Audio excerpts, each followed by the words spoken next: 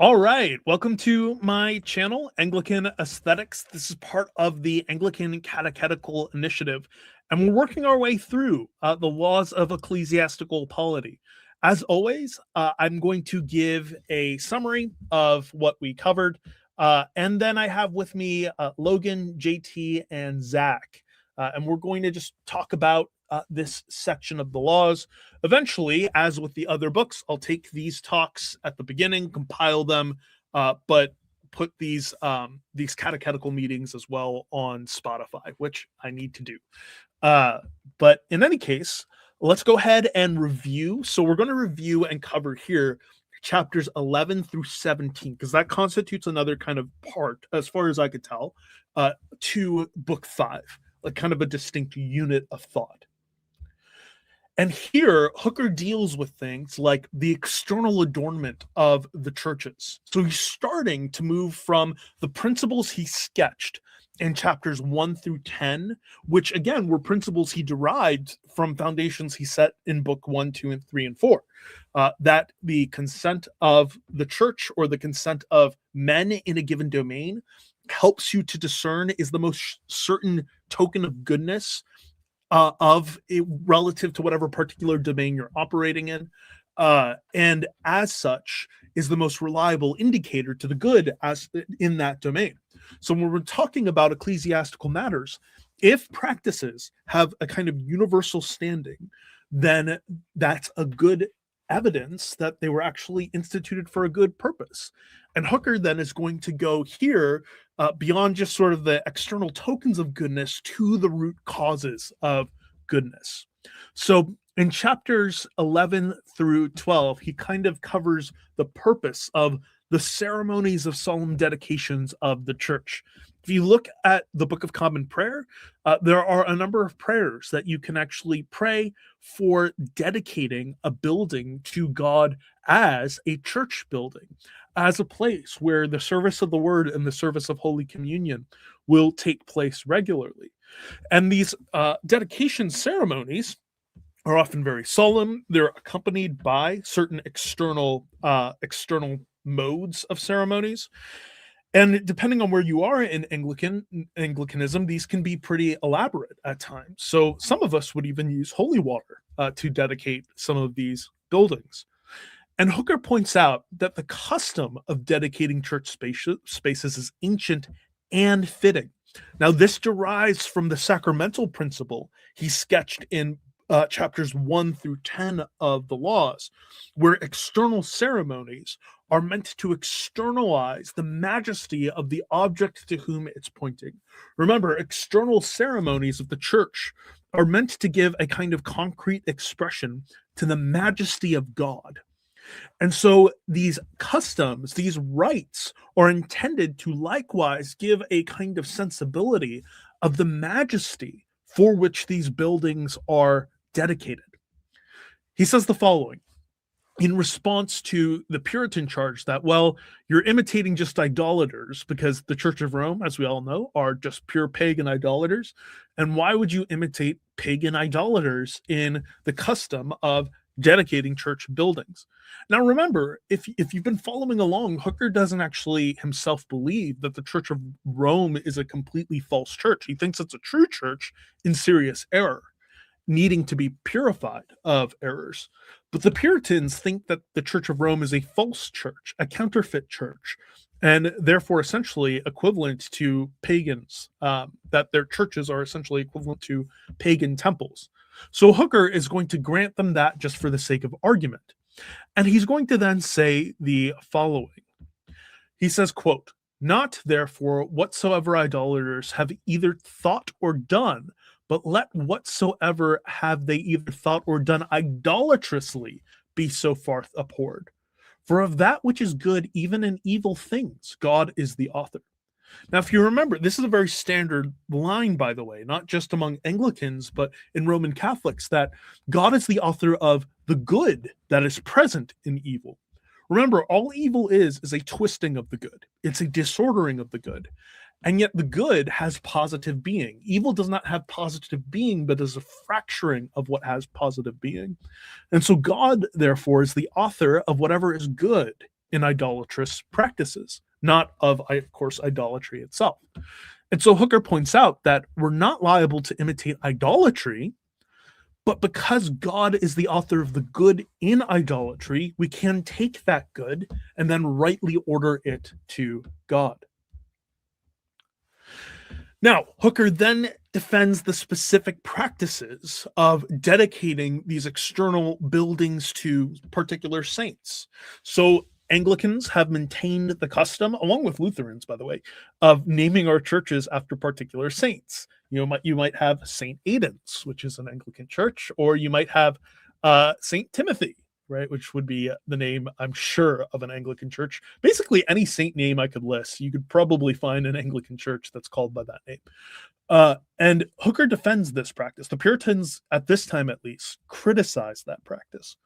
And Hooker's defense is as follows, quote, "In which respect their commendable purpose, the purpose of these dedications, being not of everyone understood, they have been in latter ages construed as though they had superstitiously meant either that those places which were denominated of angels and saints should serve for the worship of so glorious creatures, or else those glorified creatures for defense, protection, and patronage of such places." Now, what's interesting about this quote is we also get a window into Hooker's particular critique of the invocation of the saints, interestingly. He takes the sort of standard Anglican line that the problem with the invocation of the saints is the sort of invocation of the saints for the defense, protection, and patronage of such places, or of giving the impression to the laity that we are worshiping, right, those church spaces, or rather those saints or those angels. And Hooker says that those are superstitious purposes, but that those are actually a twisting of the true purpose for which we name churches after saints.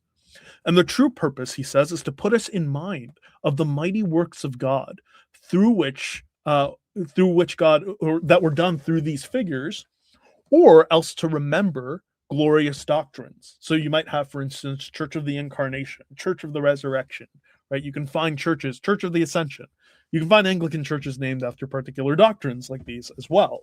So the purpose is to either put us in mind of glorious doctrines or to put us in mind of the mighty works of God done through these saintly exemplars in church history. Now, Hooker then moves on to the defense of the adornment of churches. Now, the Puritan critique is that God is a humble God. God delights in humble spaces. After all, didn't God become incarnate in a manger? And so why should our spaces have to be elaborate? And in that sense, you can actually see evangelicals as the ideological heirs, non-denominational evangelicals in a lot of ways as the ideological heirs, as well as Presbyterians to some extent, as the ideological heirs of these Puritans, because the justification often for worshiping God in quote-unquote humble spaces is that God exemplified humility by dwelling in a manger. But Hooker pushes back. He points out that it's not that humble spaces are bad if necessary, but external adornment expresses an internal sense of God's majesty and teaches people to the same end. There's a sense of the transcendence of God that is fostered when you walk into a church space that has been well thought out and well constructed and majestically constructed. That the majestic construction of a church functions as a kind of instruction in itself, a kind of pedagogy, which trains our hearts to reverence God accordingly. Interestingly, Hooker quotes the book of Sirach, which again gives you a kind of window into the Anglican use of the Deuterocanon, that we actually still venerate the Deuterocanon, and we still read them, by the way, in our lectionary, and can still use them for examples of instruction in moral life. We just don't establish dogma or doctrine from the Deuterocanon. But in any case, Hooker uses the Deuterocanon in that characteristically Anglican way here to establish it, to bring a testimony from it, to instruct us in manner of life here. And he says the following, quote, As therefore the son of Sirach giveth verdict concerning these things which God hath wrought, a man need not say, this is worse than that, this is more acceptable to God, that less, for in their season they are all worthy of praise. So Hooker's point here is not that bare buildings are intrinsically less pleasing to God, or that majestic buildings are necessarily greater in their worth to God, but rather that these things have their place in due season. Now, he pointed out earlier that when the church was persecuted, when the church did not have resources to adorn their buildings, it made sense to meet in plain places. But as the church has resources to do so, she can invest in these, in adornment, in order to catechize her people. And he says, churches, let's see, and I have a thing covering up that. Okay, churches receive as everything else their chief perfection from the end whereunto they serve. And so he argues that adornment should be fitting to the end for which the church serves, which again is to put us in mind of the majesty of God and to foster worthwhile affections there. Now, finally, at least in this sort of unit, Hooker covers the pretense of raising churches. Now, here's what's interesting about this. And this is a very important chapter because Anglicans stripped to the altars, as famous book put it, right? In the book, The Stripping of the Altars, right? Anglicans took some of this stuff away. But what Hooker points out here is that the reasons are actually not the same. Remember prior, he said things have their purpose in due season. So if for a time taking away certain things is necessary to root out idolatry, the church can do that, but then the church can also bring that back as a kind of good mother, as a kind of teacher, instructing the people. Now, the Puritans did this because they just thought that bare spaces were just intrinsically better. And so you have in a movie this his famous scene that gets floated around. It's so interesting, where Cromwell goes into this church and he takes a crucifix and then he throws it on the ground and he says, oh, doesn't the king know that we rooted out popery or whatever? Something like that, right? That's actually not when Anglicans took away certain things for a time, and which they would actually bring back under the Caroline divines. It wasn't actually because of an intrinsic opposition to these things, but as a kind of catechetical measure. But then, of course, in due season, Anglicans brought some of those things back. So Hooker says the following. Now, the sort of Puritan rationale for this is that, well, Israel was instructed to destroy pagan centers of worship, right? Israel, upon possessing the land of Canaan, rooted out idolatrous temples. And so the church, as the renewed Israel, ought to go and do likewise. And remember, at this point, Hooker's just granting for the sake of argument that the Church of Rome is a pagan temple, even though he has said earlier that he doesn't actually think that that's true. But he's saying, let's just grant the supposition and the argument still doesn't work. And he says the following, quote, as therefore notwithstanding the commandment of Israel to destroy Canaanites, idolaters may be converted and live. So the temples which have served idolatry as instruments may be sanctified again and continue, albeit to Israel commandment have been given that they, and he emphasizes that they should destroy all idolatrous places in their land, and to the good kings of Israel commendation for fulfilling. His point is that there's a difference between the old and new covenant.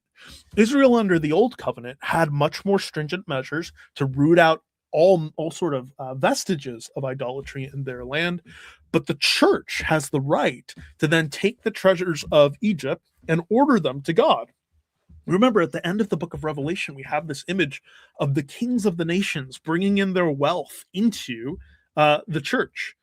And then the church, the New Jerusalem, takes that and offers that to God. This is why Hooker wouldn't have had a problem, even though I think this claim is false, even if it were true that, let's say, the church got the practice of Christmas trees from pagans, right? That's not a problem because the church can take pagan things. The kings of the nation can bring pagan things into the church, and the church actually has a right to order them to God and to root out idolatry that's present in them. Now, Hooker points out that we have no such command, but we're free to plunder Egypt. And he also points out that there's also a difference in the intent behind the command to destroy Canaanite altars. The intent of destroying Canaanite altars was that there should only be one place to worship God, in Jerusalem. We, on the other hand, are a missional people. So under the old covenant, you destroy pagan altars, Jerusalem alone remains. Under the new covenant, Jerusalem, which now subsists, yes, in the physical land, but also in the church, it expands in the physical church, will one day encompass the rest of the world. And so there is no longer a command to have to go to Jerusalem alone to worship God, but the church instead has a right to take the treasures of the nation and order them to God, insofar as she now establishes altars for the worship of God everywhere throughout the world. And this is one reason that Hooker had no problem with this notion of what actually happens in history, where you have church buildings built on top of pagan buildings. So fun story, I actually 2 years ago, or almost 3 years ago now, I was in Rome, and the St. Clement's Basilica that was built, and the structure that's standing right now was built in the medieval ages, I think like 11th or 12th century or something like that. And its cornerstone is the old St. Clement's Basilica. Now, when you walk down, it's actually one that Jerome writes about. So I had the chance to walk down to the basement, and there it is, old St. Clement's, a church that Jerome himself wrote about.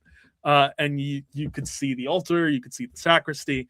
But then there's a basement to that church. And when you walk down the basement to that church, you find that that church used a pagan temple, an old temple to Mithra. So I was actually able to walk through an old temple to Mithra that served as the cornerstone of St. Clement's Basilica, built, I think, in the time of Constantine, I believe. And the principle there, the imagery, is that the church has triumphed over the nations and can take even pagan things and order them to the worship of God. So, of course, the temple that was used as a space for slaughtering bulls and demonic rituals was consecrated, purified by the church, and then that old temple was then used as the cornerstone for the new structure, which then itself became the cornerstone for an even bigger church. And again, that accords with this idea that the church can take even pagan things and order them to God. Okay, so I'm going to bring on board here Logan, JT, and Zach. So there we go. Hello, brothers. Yeah, so first of all, overall sort of assessment, like questions, comments, thoughts on Hooker's argument here before we ask a couple of particular questions. Well, I do think it's a good balance, because you get into this debate about aesthetics of should we have no aesthetics, or should we pretty much just be copying what the Roman Church does or the Eastern Church? And it's like, for me, the one thing that I not only pulled from this conversation, but just pulled from Anglicanism in general, where it's the good middle ground where it doesn't go completely one way or the other and just go completely unhinged and off the edge. And yeah, it's a place where you can enjoy the beauty, but also not get, lost in it. Yeah. Mm-hmm. Yep. I'm glad Hooker demonstrates that. Yeah. Yeah. I did not know that they built churches over top of pagan temples. That's just cool. Yeah. Right. Yeah. It's pretty awesome. Well, in Rome, isn't there I'm trying to forget. Isn't there a statue or a pillar or something where they put a cross on top of it? Mm-hmm. Yeah.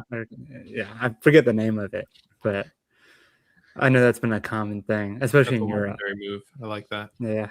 Yeah. Yep. Mithra temples yesterday, Toyota-thon today. Well, and yeah, it accords with that idea of if the kings of the nations are bringing their treasures into the church, well, then the church can take those treasures and offer them to God.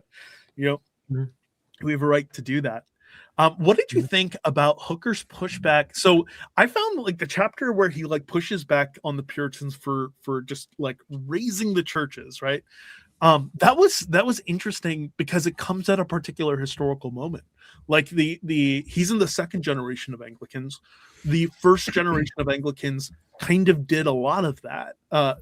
So when we read of the stripping of the altars, the first generation did take down things like crucifixes. They did strip down a lot of the iconography. But Hooker's argument is the reasons are not the same, and that actually matters. Because the Puritans then assume that's because the ornamentation is all just intrinsically evil, whereas he's arguing that's actually not why it was done. Which I think is a very fascinating. Yeah. Does Hooker ever express any disagreement with John Jewell on that matter? Great question. No, he never does, not directly. But I imagine, part of it is Jewell was his patron, and Jewell was a huge influence on him. And so I don't know if he would have, out of filial sort of respect for Jewell, but he does go after like any sort of iconoclasm there, which then, like, interestingly, the Caroline divines then take that up, right? Like the Caroline divines, in justifying the bringing back of some of the things that were taken away, pick up that point that they weren't taken away for the same reason that the Puritans take them away. Interesting, because I was wondering if Hooker might actually be a better authority for why Jewell had a greater sense of iconoclasm. Yeah, maybe because he was a student, obviously, of Jewell's. Yep. I think that's a good observation. He'd definitely be in a better position than we are. Yeah. It's interesting. I've been reading a book, The History of the Church in England. I'm sure a bunch of people are familiar with it, but I don't have an example off the top of my head. But I do remember that going into the time of the Reformation, there was kind of a lot of like superstition. So that there is, when it comes to why would they take it away in the first generation, I mean, there is reason, right? I think there is. It seems like there's a pretty good like historical reason, like going into that, of why they felt the need. Yeah. I was recently listening to it was the conversation between, it was on Solemn Media, Dr. Gavin Ortland, Dr. Jordan Cooper. Forgive me, I don't know the third guy's name, the Solemn Media guy. Michael Horton. Michael Horton, thank you. Yeah. My sincerest apologies go out to Michael Horton. And it was kind of interesting listening to them talk, because one thing that Horton mentioned was he, responding to Dr. Cooper a little bit, he talks about how he expresses the exercise of caution when it comes to church adornment and the liturgies and the aesthetics. And I thought that was kind of interesting, because it would be we do have a historical moment to point to where such caution was expressed as Anglicans, but such caution wasn't seen as the norm. It was seen as something as necessary in the moment. Yep. So whenever you do have that kind of pushback, that's like, but what about Romish idolatry? I think we do kind of stand in a healthy place to be able to say we've had moments where we've had to push back on that, and we have seen Anglican thinkers in logical consistency with Anglicanism push back on that idolatry. Yep. Yeah, and it's so helpful, because it reading like Hooker's sort of thinking, and I think you're right, GT, of like, insofar as we can trust Hooker as sort of representative of his teach, and I think we can. Like, there's no reason to think that we somehow know Jewell's mind better than Hooker did. Like, for the same reason Ignatius knew John's mind better.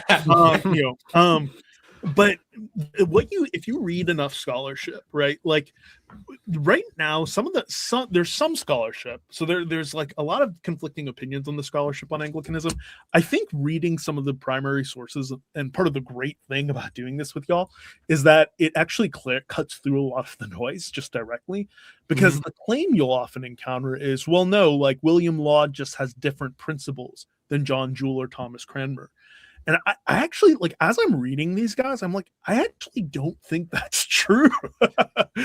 I actually am finding a through line here and like a rationale for why they did what they did that's actually different than just images bad, or adornment bad, whereas the latter writers thought adornment good. Like it's actually there actually is a principle here. Yeah, with I haven't got a lot into laud, but I've noticed that as well with a lot of other Caroline Divines, the ones I have read, where it's like, when you kind of push back the noise of, like I said, kind of both of the extremes, where with the Anglo-Papists and the Puritans, it's like there is a, as you say, like a connection, or like what I was like a golden line there, where, and I mentioned this earlier when I was talking, where it's like if you just read the guys who don't lose their minds and like relate back to who came before them, like Hooker does to Jewel, it's like they're all saying the same thing. They're all having the same conclusions. It's just, again, you just have these outliers like a Newman, or the guys who would run off to make the Westminster, who say, no, it has to either be this way or it has to be the other way. And there can be no such thing as the common way, because look, we have all these guys over here. Look, we have all these guys over here. It's like, but in the middle, you have everybody else who are saying, well, no, we take these things away for a time because they're being abused. But if it comes to a conclusion, or if it comes to a time where they can be brought back because the superstition's gone, let's bring them back. And if they are just going to continuously be superstitious, we leave them alone. And it's like it's kind of that via media common sense there. And people just forget that when you try to find whatever you have, your previous bias there into like a Laud or a Taylor or a Jewel or a Hooker and things like that. And when you see a thinker like a Newman express an idea that culminates in the ultimate breaking off of the Newman stream of thought from the Anglican stream of thought, it's a pretty good reason to believe that the Newman stream of thought is something inherently different. So when you see William Laud making a stream of thought that doesn't break off from the Anglican stream of thought claimed by Hooker and Cranmer, it gives you a pretty decent sense that these are one continuous line of thought and they're one continuous motivation, maybe with slight nuances between thinkers. I don't want to try and overplay things, but it's not like it is giant higgledy-piggledy, wibbly-wobbly, timey-wimey stuff that's all being a big mess by a bunch of different people who all disagreed with each other but came at different times, so they didn't get time to argue with each other.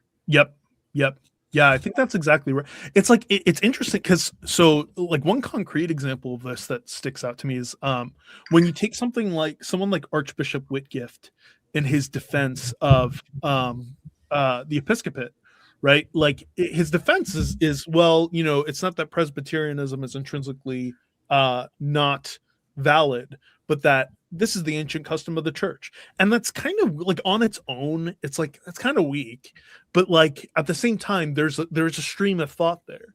But then what Hooker does, people will say, well, Hooker just disagrees with Whitgift. He doesn't. He actually gives a reason why that's not a bad argument. Like he just kind of adds like a context for why we make that sort of appeal, even though that context was missing in someone like Archbishop John Whitgift. So like I find that that's actually a lot more accurate to like the development of Anglican thought, that you have thinkers sort of like explicating principles that are implicit in prior thinkers. And yeah, there are some like disagreements, but like even there, the disagreements aren't over the principles themselves, but their application, to particular things. Yeah, and think about it. I think a lot of times, even as you see like Anglicanism develop or go on from there, I think a lot of it is even coming from like Hooker's principle. Like a lot of adding things back or adding ornaments back, adding all this. A lot of it I think does come from that idea of like this universal principle.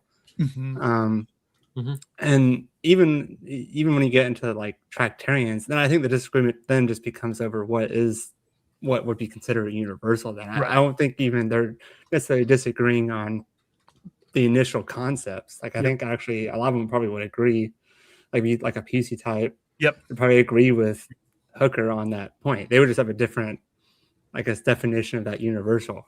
Right. So I think a lot of it is a pretty organic development from Hooker's theology. And I think you see that even like, and we talked about C.S. Lewis in the last one. And I think that was just something like you kind of saw throughout Anglicanism for a long time. And it just had more developments as they kind of found that what that universal church is. Yep. Or what it should be.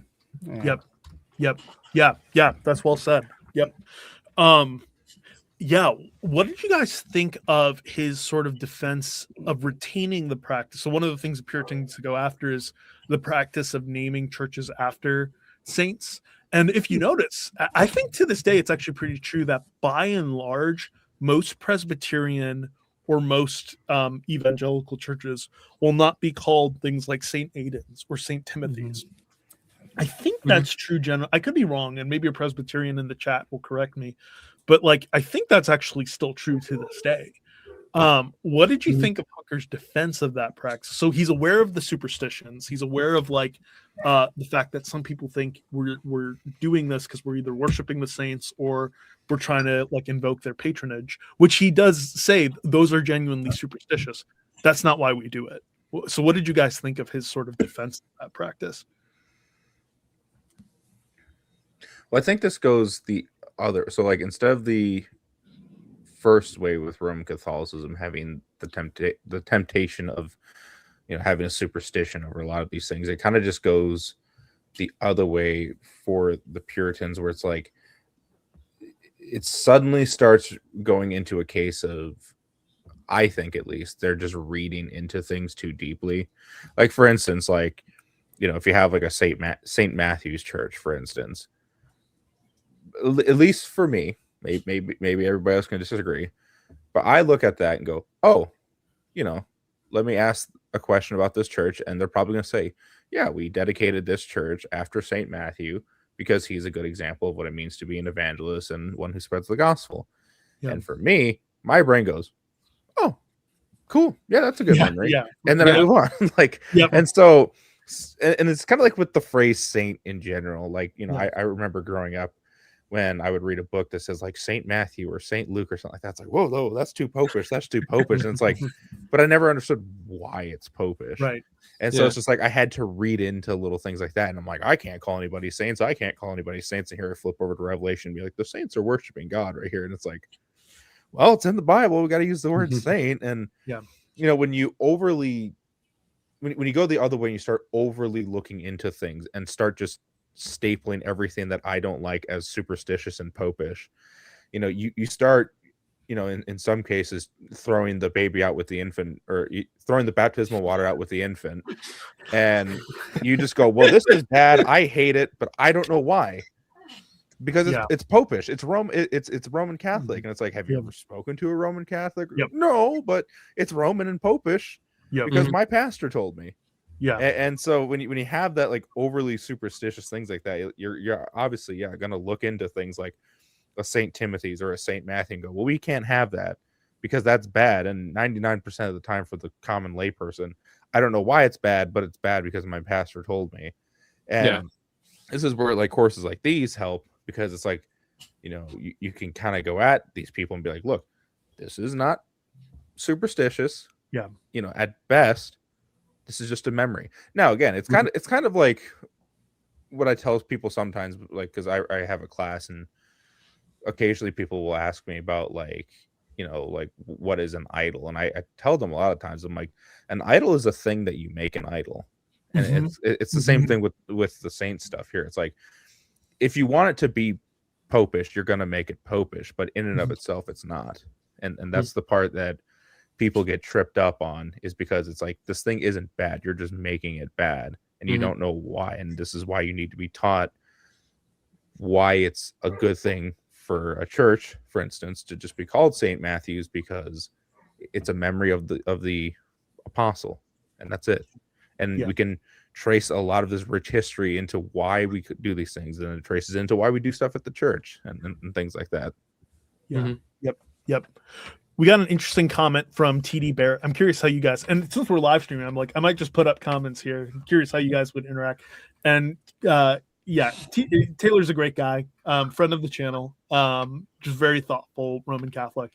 And he says the following: so I can understand the concern that naming a church after the saint could lead to superstition, but I do not see why thinking of special patronage from that saint implies superstition. So there, the critique is of, I think, of Hooker's sort of identification of patronage by the saint as being superstitious. What do you guys make of that? So I rambled for a while, so I'll give the talking baton to somebody else. So, I'm sorry. Phrase the objection again a little bit.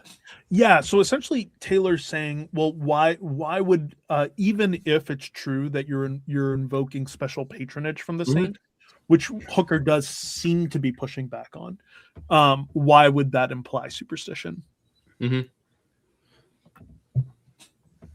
I think one thing for me, I often just kind of go back to the question of prayers to the saints. And I think that's just more of the debate behind the logic of it. So I don't think there's logic in scripture. As far as I can tell, I don't think there's logic in tradition that allows us to pray to a saint in such a way that we can be certain that the saint is hearing us at that moment and has agency over whatever we're praying for. So like praying yesterday to Saint Valentine that I would receive a love letter. There's not really so much, since it's the day after Saint Valentine's Day, there's not really so much logic in scripture necessary that allows me to think that Saint Valentine at that exact moment is able to hear my prayer. He could hear my prayer. I'm not against saying that he could. But I guess now I'm just starting to get more into the issue of invocation of the saints and less into the issue of the churches themselves. I guess they're intertwined, but my response would probably err around invocation. But I don't know. I'm open to other people having different views and open to reasoning behind that. So I'm not exactly sure where I'd fall in terms of how much invocation of the saints I'd be happy or comfortable with. From my my understanding, I think, and correct me if I'm wrong on this, but a lot of the superstition from what I've like read or understood is a lot of it is like merits or saying so and so is going to do something uniquely for me, and maybe because such and such place is named after the saint, you get certain protections or special things that you get only because it's from this saint, So I think that would be the main way superstition comes about.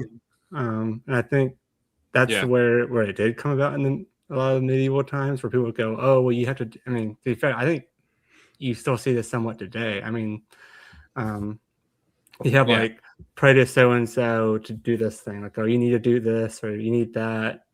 So-and-so who's you need to pray for, and they'll get it done. They'll, and it's a little bit like a kind of, you'll hear, I think the type of language that can make Protestants particularly uncomfortable is when Roman Catholics use this language. It's a little bit like, imagine how holy this person is.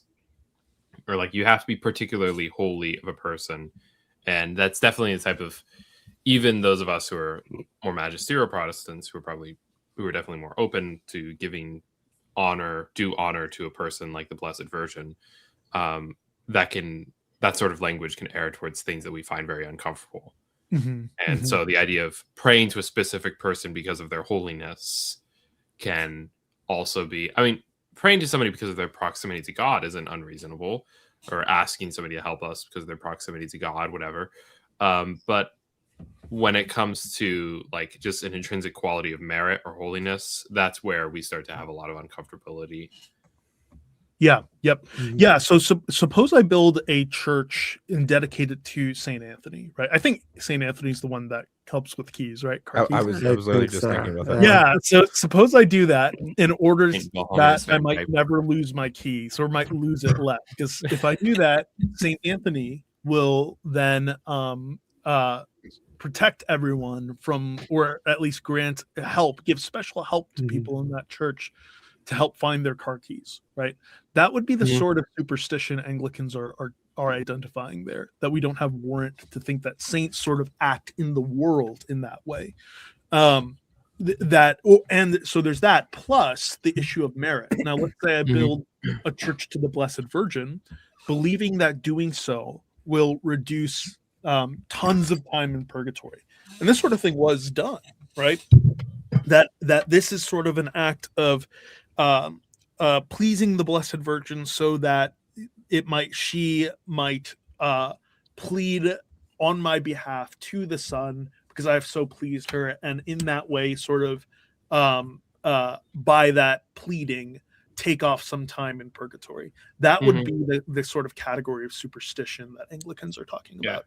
And what I like is that Richard Hooker specifically says that it's bad.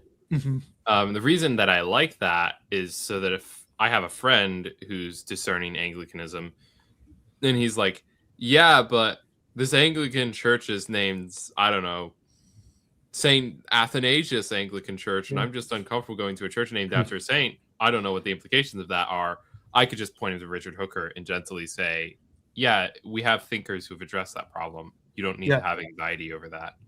Yeah. Yep. Yeah, and I think it really depends on like person to person, because I could see with TD here being like, well, I don't make things superstitious. It's like, I mean, that's great, you don't, but again, there's a lot of people who are very impressionable who, you know, like for instance, like you see this a lot in Hispanic culture. You know, I come from a Hispanic background where it was like, you know, like half the time it was so intertwined there, you just do it, and you don't really question. And again, it goes back to that, you don't really question why. And so when you do get into situations like that where it's like, you know, even like with non-saints, like the Saint Muertas, the death saint in Mexico, it's like, you know, it becomes this folktale superstition thing. And even when Roman Catholics are pushing back on this, it's like, well, these people, not every Hispanic, but it's like the ones who get into this are already so deep into the superstition that even when the Roman Catholic Church themselves are telling these people not to do it, it's too late. And so, you know, at least for me, looking at it from my perspective of, you know, especially as an Anglican, where it's like, I don't have a problem with saying the saints are constantly praying for us up in heaven. That's just an uncontroversial statement. But it's like, but again, first off, we don't have like the biblical arguments and whatnot for praying to the saints is very, very weak. Yeah. But it will eventually lead to a group of people, and it's regardless of race, who will get so intertwined into this with their culture that it just becomes this superstition. It happened in the medieval times, as I said, it happens in the Hispanic culture. You know, it even like can happen, you know, like in the Arabic culture as well, when, you know, like it almost inevitably leads to it, like unanimously, and it only takes time for a group to go, hey guys, maybe we shouldn't be kissing the feet of a dead saint that is incredibly rotten. You know, hey, maybe, you know, we shouldn't have this thought process that even Mary herself can overrule God because she's the mother of Jesus. It's like we start going off into like these very superstitious and often very unbiblical ways of thinking, because when you put so much, you know, like weight into a saint doing a particular thing, like Saint Anthony finding your keys, well, it's like, well, now every time I'm forgetful, I just have to be really, really good that week, and Anthony will help me with my keys. And, you know, I think it was like Saint Columbus will help me with traveling. I think that's one of them. But it's like you start kind of just attaching all of your personal responsibilities and all these things to, well, a saint has to do this for me now because I was a real good boy today, and you know, that's how it works. Again, I'm kind of generalizing it a little bit there, but you know, that's exactly right. Yeah, as I much actually, as I have a little bit of a funny story kind of Yeah. related to that. So my I'm being a little silly, but as much Yeah, as my yeah. fellow hopeless romantics would love to just have a church named Saint Valentine's and get it all over with, it's not that easy, I'm afraid. There probably is one. Probably is one, and they probably do the kiss of peace.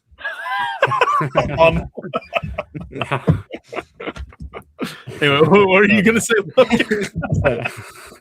Yeah, so my dad goes to a Presbyterian church currently, and so he's married. His wife is Colombian, right? And she's from Colombia, and so they have like a Lent thing they do at his Presbyterian church, and because she's from Colombia, to your point, Zach, she doesn't want to do it. She doesn't want anything to do with it because to her that's like, well, that's Roman Catholic, and they all worship Mary. And I think it's because, and he told me he's gone down there with her before, and he said there is like lots of statues. That's like the most prominent thing you'll see. Yeah. So to your point, and that is a pretty big aspect, and it does give some superstition there. And the other funny part is a Presbyterian church is being told you're too Roman Catholic, which is which I always. What does that mean for us? Obviously, we're just papists by this point. Yeah, basically swim the Tiber is basically what I'm saying. Yeah, Obviously. give it up. This whole angle is a thing. That's messed up. Someone's gonna clip that. Great. Yeah. You see, I saw 4 Anglicans claim that they're Roman Catholic. Caught in 4K. Anglicans Swim claim the that they're Tiber. I also think it is important, just going back to that idea of like situating, it's so important to remember how large the system of merit loomed in the like consciousness of the time. Like if you read the back and forth between Father John Frith and Thomas More, it is very, very interesting because John Frith's critique of, I swear this is related, and I'll tie it back, but John Frith's critique of asking the poor to give money so that they could secure an indulgence, right? Is based, like he targets squarely the whole system of merit. And Thomas More does not say, yeah, it's kind of wrong of the church to like tell this to the poor. Like that's not his approach. His approach is to say, no, the system of merit is true, and so, they are sort of taking off years of retribution due to them. So like when you think about how large that loomed in the Anglican psyche, right, of the time, because they had just sort of fought against that system. The worry, right, is that, well, part of the reason people used to name churches, right, after saints, at least that's the charge, is to like reduce this time, right, in purgatory. And in that sense, the patronage of the saints was conceived. Right now, what's interesting, and I'm curious, I'm willing to hear your guys' pushback on this because, I'm sympathetic to this. So, what's interesting is once you have this sort of like argument that Hooker lays down that no, like that's not really the purpose of doing this. It wasn't its original purpose. It's not why we do it. Now, what you do have is at that time, just asking the saints for prayers abolished, right? Like completely gone by Hooker's time because of that, seemingly that worry. Now, when you get to Richard Montague, who I think he's a few decades after Hooker, or you get to Isaac Casaubon, or you get to William Forbes, this distinction between the advocation of the saints and the invocation of the saints starts to get used, where you have some, and it's a minority opinion for a very long time, but you have some within Anglicanism in the 17th century who then start to say, we can actually ask the saints for prayer. But we need to keep it at the level of just asking them for prayer. And they admit that's not because this is warranted by scripture. You can't say this is required of everyone because scripture, it's not in scripture, so we can't bind anyone to doing this. And tradition only provides a sort of kind of probabilistic argument that this is, this is acceptable. But we can't know for sure that the saints hear us. Nevertheless, it's a pious thing to do. And then you have, I forget which writer, someone sent me a text about that was an Anglican devotional work written about the Blessed Virgin, where this guy is just like invoking the Blessed Virgin to pray, and not invoking her to do stuff, but he is asking her to pray, like in very honorific ways. What do you guys think about, so in light of the sort of worry of superstition, is that consistent? Would you guys be sort of hesitant, for risk of going off topic, would you guys be hesitant about that sort of thing? I think I still would be. I mean, I've landed very comfortably in I don't have a problem with the saints praying with us in heaven. Like, I don't, again, it's biblical, it's there, and it's comfortable. But again, it's like, once we start kind of playing around with that idea, like the idea of pushing it further than the bill needs to go, like I said, it just inevitably starts leading to things that progressively get worse and worse for the Christian. Because again, it's like medieval times. We see this, with the Eastern Orthodox and the Church of the East, the Hispanic culture. We see it here in America. If you want a real nightmare, look at like what they do in Spain. It's like that didn't pop up overnight. You don't have these people wearing these like pseudo, and I know it predates the KKK, but it's like pseudo KKK outfits, like on their knees crawling down the road for some, for some that comparison. Yeah, and it's like, and then you get all these Catholics on Twitter. This is so base. This will take over America. It'd be a bad idea to do in America. Yeah, it's like let's not do that, please. But it's like, do you guys remember that scene in Scary Movie 3? Yeah,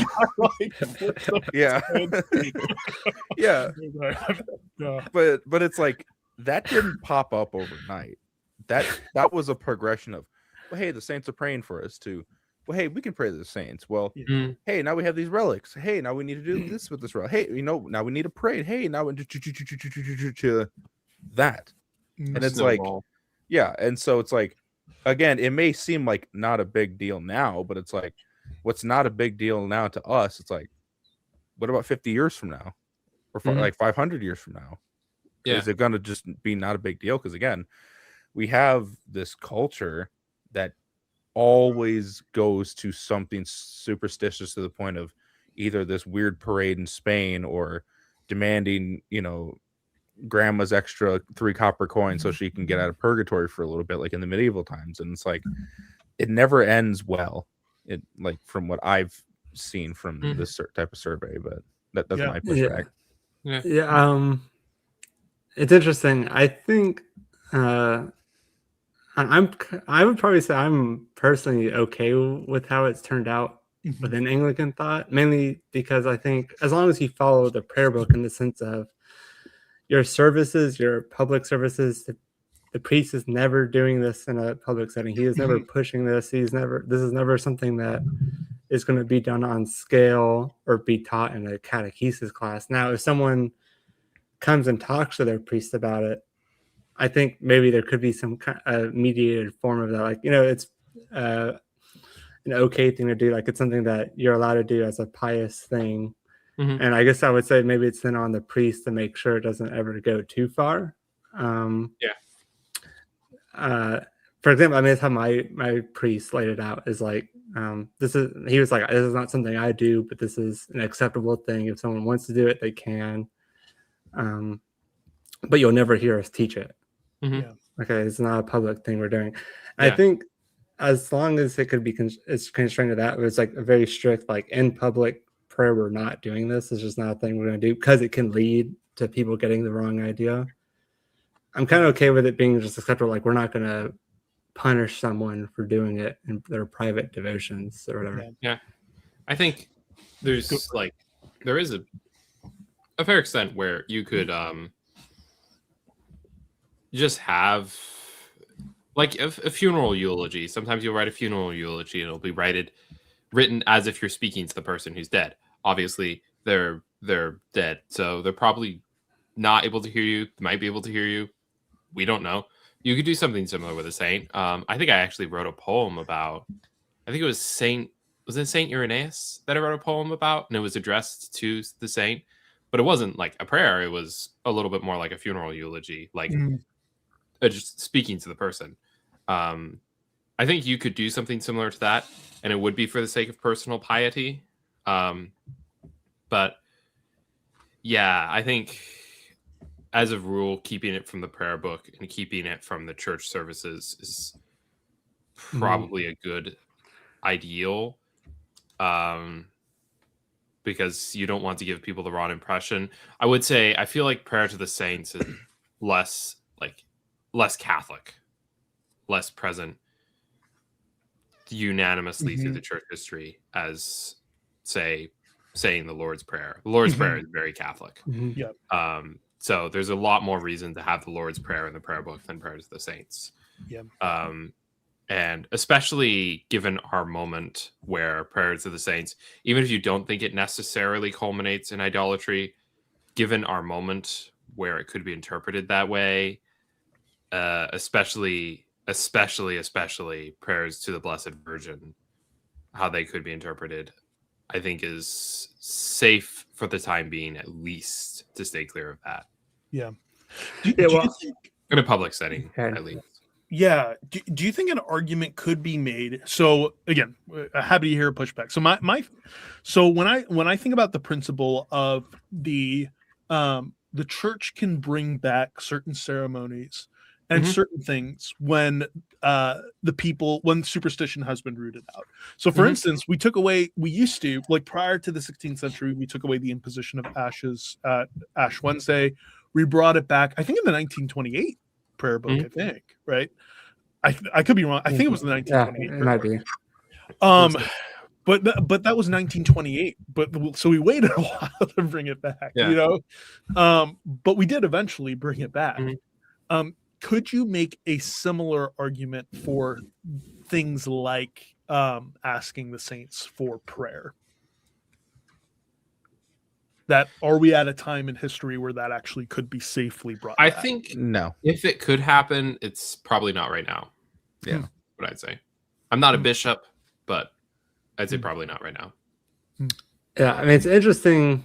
I think, again, when it comes to public use, the only problem I see with when it comes to public use is, and I think this is probably true of most things. I mean, I don't know, maybe it's not a great argument because you probably could say that's about any doctrine at this point. But you could catechize as well as you can.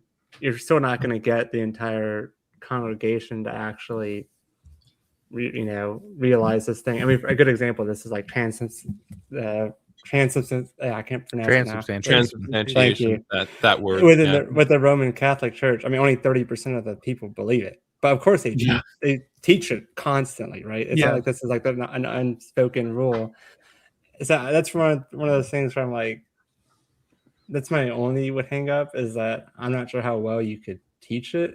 Now, if you could tell me like we can teach it, not 100%, or say 80-90% of the people will fully understand its limited use, then I could probably be bought on board, right? Like, okay, sure, you can teach it. I'm just not sure you could teach consistently that, maybe that's very pessimistic, but that's my concern. I don't know. I just, again, maybe it's just my lower Protestant background I'm coming from, but it's like, I just never, like, again, I said it earlier, but it's like, I never see it really end well. And especially like these days where people jump on trends and they don't actually do research. So if it did get brought back, I mean, and this is why I grabbed this book right here, because it's the Anglican Missal. It's like you have prayers to Mary in here that are publicly being done, and because people expect other people to do the research for them, they're gonna think this is just normal, and this should always be like that. And again, I don't want to degrade people's intelligence, but it's like, because people don't do the deeper research, it goes, well, I mean, if the Anglicans pray to Mary, I mean, guess who else does it? Rome.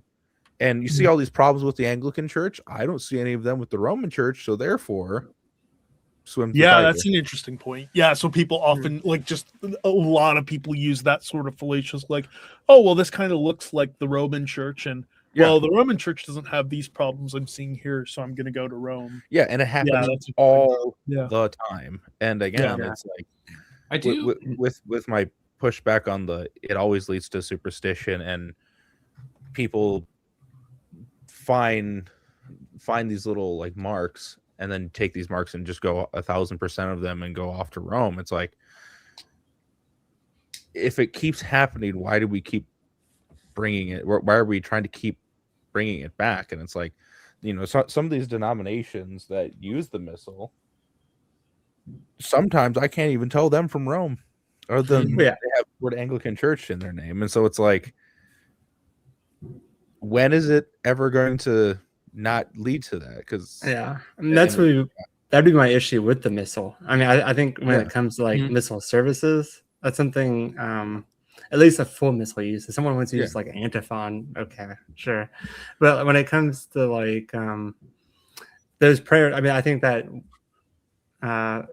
your congregation is inherently going to probably miss some of it.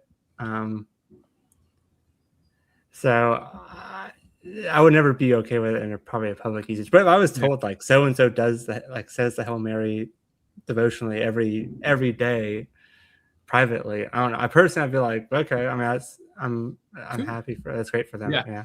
I mean, you can't obviously kick their door down, like tell them to stop doing it. I mean, we're not Puritans after all. Like, but I don't know. I just think letting it lead to this all the time. Again, like I had another point, but I just slipped my mind because TD just popped up on the screen. Sorry, my bad. Distraction. Yeah. Well, so I kind of honest. So he says it can easily lead to idolatry, but it's powerful when done right. July Catholicism is for sinners and saints only, whereas for respectable people, Anglicanism is. That sounds good. Yeah. What do you got? So here, you papist. so here's how I'd respond to that, right? So my own take aligns with Montague, and where I'm at is with someone like Richard Montague, someone like William Forbes, which says if we actually did limit it to, so I actually don't have. Oh, that's funny. I actually didn't know that was an Oscar Wilde quote. That's wild. So go figure. But who wasn't even a Christian, so I don't know. Although there's some question, there's a big question mark near the end of his life. Is there? I didn't know. Yeah, that. It's really interesting. I think he was near the end of his life.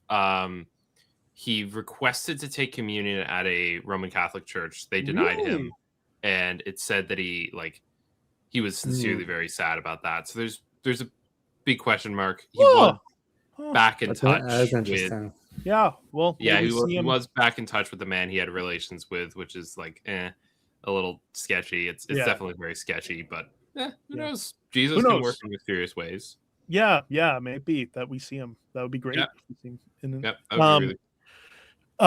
no, so I where I'm at with this is Richard Montague, William Forbes, and Isaac Casaubon argued that if for the same reason, so some people made that argument about like naming churches after saints, right? And so this is the tie back. So see, it's not a total tangent. So the some people made that sort of argument about naming churches after saints, which Anglicans retain. About like blessing baptismal water, right? Which Anglicans retained, and retain certain ceremonies for doing so, retain certain ceremonies for consecrating church buildings and such. Some people made the argument that could lead to idolatry, and it always does, right? My own take on the asking the saints for prayers is if we actually, which is why I actually don't have as much of a problem, Zach, as you would with the Anglican Missal, is that if we actually do teach people, for the same reason that if we teach people what's happening in baptism, or we teach people what's happening when we call down the Holy Spirit in the consecration of the elements, or when we teach people what's happening when we impetrate, right, the body and blood. Cranmer has that Eucharistic prayer which asks God to accept our sacrifice. So when we teach people what those things mean, I'm sort of the view that, well, given that this was a sort of practice in the ancient church. Like I can see precedent for this. That's pretty widespread. So this becomes a practice as well. Like if we're thinking about even development, it's like, well, if it only developed in the Church of Rome or the church, like I'd be skeptical, right? Like the system of merit. But given that it develops in the Church of Rome, in the East, in the Oriental Orthodox, in the Assyrian Church of the East, I'm like, that seems like, at least on its face, good evidence that it's at least acceptable, or that there's an acceptable way of thinking about this, which is then where I like Montague and Forbes limiting it to, well, we're just going to teach people to ask them to pray for us, because that's what all of the Romanists say they're doing anyway, even though they're not. We're actually going to do that and just keep it at that level. So my only pushback to that is what was kind of said earlier. Like, for instance, we'll go with the Roman Catholic Church. It's like they're taught that anyway. Like, for instance, transubstantiation. And they still don't believe. Yeah. And so it's like that, and that's not just a Rome problem, that's an everyone problem. And it's like, again, especially today, where we have access to, information galore, but people don't read, people don't research. And even when they're taught stuff, majority of the time it goes one ear out the other. And like I think for a while that could work, but again, it's like, but like, especially for Anglicans, here's our weakness. It's like, you might get a good priest doing that for a while, but who knows, the next guy you hire, is Westminster leaning or Wesleyan leaning or Newman leaning. Suddenly that part there could go either way. It could go from, actually, no, don't talk to the saints, that's papist, or actually, hey, we're pretty much just Roman light. Actually, Mary does dwell in your heart. Yeah, and so it's just like that's another soundbite right there. Yeah, and so it's like you're literally you're teaching these people, but it's like generationally now it becomes a risk of, is it going to stay the same? And this is why I keep harping on the articles and why we need to subscribe to them. Agreed. Things. Agreed with that. It's when we have this much diversity, it's a crapshoot. Literally priest by priest now, even church by church. I mean, case in point with the ACNA, you get churches that are pretty much non-denom. You get churches that are so high church it's pretty much Roman Catholicism. And it's like, now try to tell both of these groups here, hey, teach what you just described, Sean, in both of these churches. I guarantee, even in this generation, it's not going to go that way. It's going to go two different ways, and it's like, that would be my pushback on there a little bit. Is like, people are just going to have a hard time learning anyway, and because there's so much diversity, it's not going to be as put together as a church that has these subscriptions and says, no, it has to be this way or you don't preach, period, type of deal. That'd be my pushback. I'm curious if we could, like, again, for me, it really comes down to kind of what Zach's saying, where it's like, can he teach people this consistently? I'm curious, like Zach, for the hypothetical, if it was like we could teach people, just a machine, or for 100% fact, that 90% of people are going to get it and they're going to be taught well, wouldn't it be okay? I mean, it's a hypothetical, so I mean, like, hypothetically, sure. But in reality, it's like that's just not realistic. The thing is, I'm on that same spot. That's probably where I'm at. I'm like, I actually think in the principle, I agree with the principle, to be honest. Of what William Forbes is saying. Like, if we could teach it, then go. Like, go do it. I don't have issue. I'm not sure we can teach it. Yeah, and in a perfect world, if we can keep the superstition out, obviously, that's the way to go. But it's like, we're superstitious sapiens, I wonder, it's just built into our DNA. So it's like longevity, I don't know, like, again, first generational for some churches, I just don't see that actually working out ever. I wonder, this is a thought that I might throw out there, and like a skeet being thrown out in front of a team of shotguns, it might very quickly get shot down. But I wonder if similar to the way. So I think it's St. Paul in 1 Corinthians who says, Christ our Passover is sacrificed for us, therefore let us keep the feast. But then in the Anglican service, you hear, Christ our Passover is sacrificed for us once and for all upon the cross, therefore let us keep the feast. It's a little bit of like a slight word addition, just perhaps to differentiate us from my awareness, at least. It can aid in differentiating us from the belief that, oh yeah, Christ the Passover Lamb is sacrificed for us right here in this church. This is an individual sacrifice. It's not rather a participation in the ultimate sacrifice. Like an ever so slight change of liturgy that adds a theological implication that helps differentiate us. I wonder if you could do something similar with prayers to the saints, where in the prayer itself, you're able to imply that what we believe is not that the saint necessarily is able to hear us and help us right at this moment, help us find our keys or find a girlfriend or get cured of epilepsy. Apparently, that's also what St. Valentine is the patron saint of, if I'm not mistaken. Epilepsy victims. Very strange. I wonder if there's a way you could phrase the prayers, but I don't know. It's a thought. You can feel free to shoot it down very quickly, have some target practice on it, and we can move on to talking more about Richard Hooker if you'd like. Yeah, I don't know. Yeah. I have so many more thoughts. Well, I was curious what you guys think. I do have more thoughts, but I'm gonna refrain. No, that's interesting, and I tend to think. Well, that's interesting. TD Bear. Actually, what's funny is, so he suggests the form here.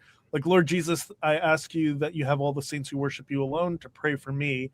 Father James Gadd, I think, also used, so he has a lot of hesitations about that as well. He'd be more hesitant than I would be, which is funny because he identifies as Anglo-Catholic and I don't.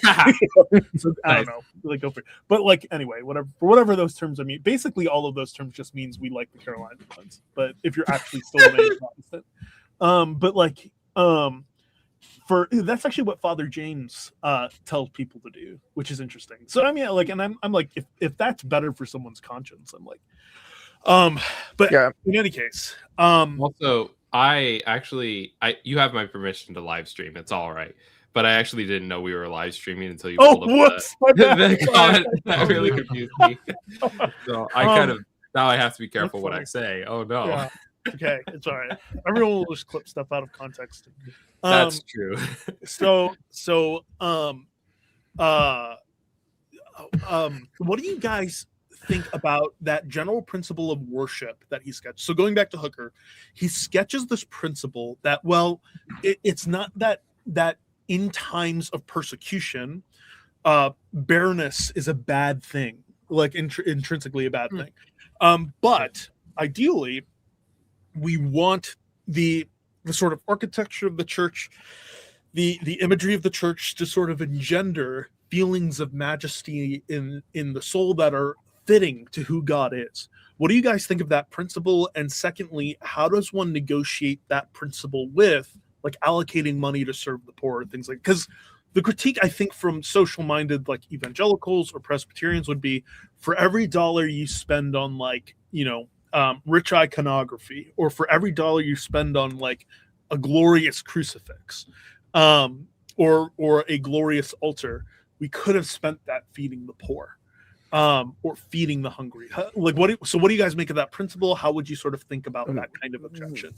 Kind of my joke answer for that is, I'm pretty sure Judas also said that to Jesus once. Like,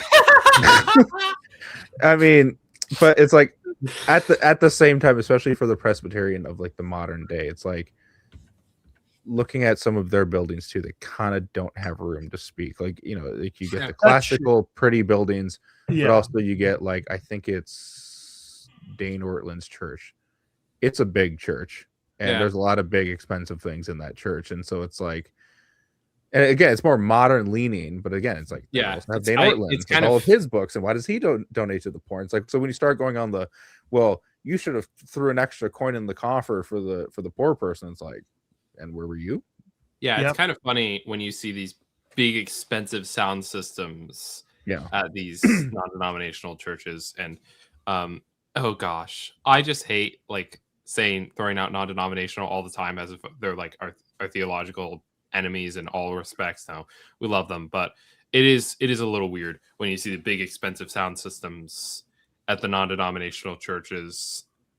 And this point is also hashed out there, like, oh yeah, we don't spend tons of money because we want to feed the poor, but also like that sound system didn't grow on a tree, buddy. You paid for that, and you paid a lot for that. It's very strange. I also think with that, you could have spent that money feeding the poor.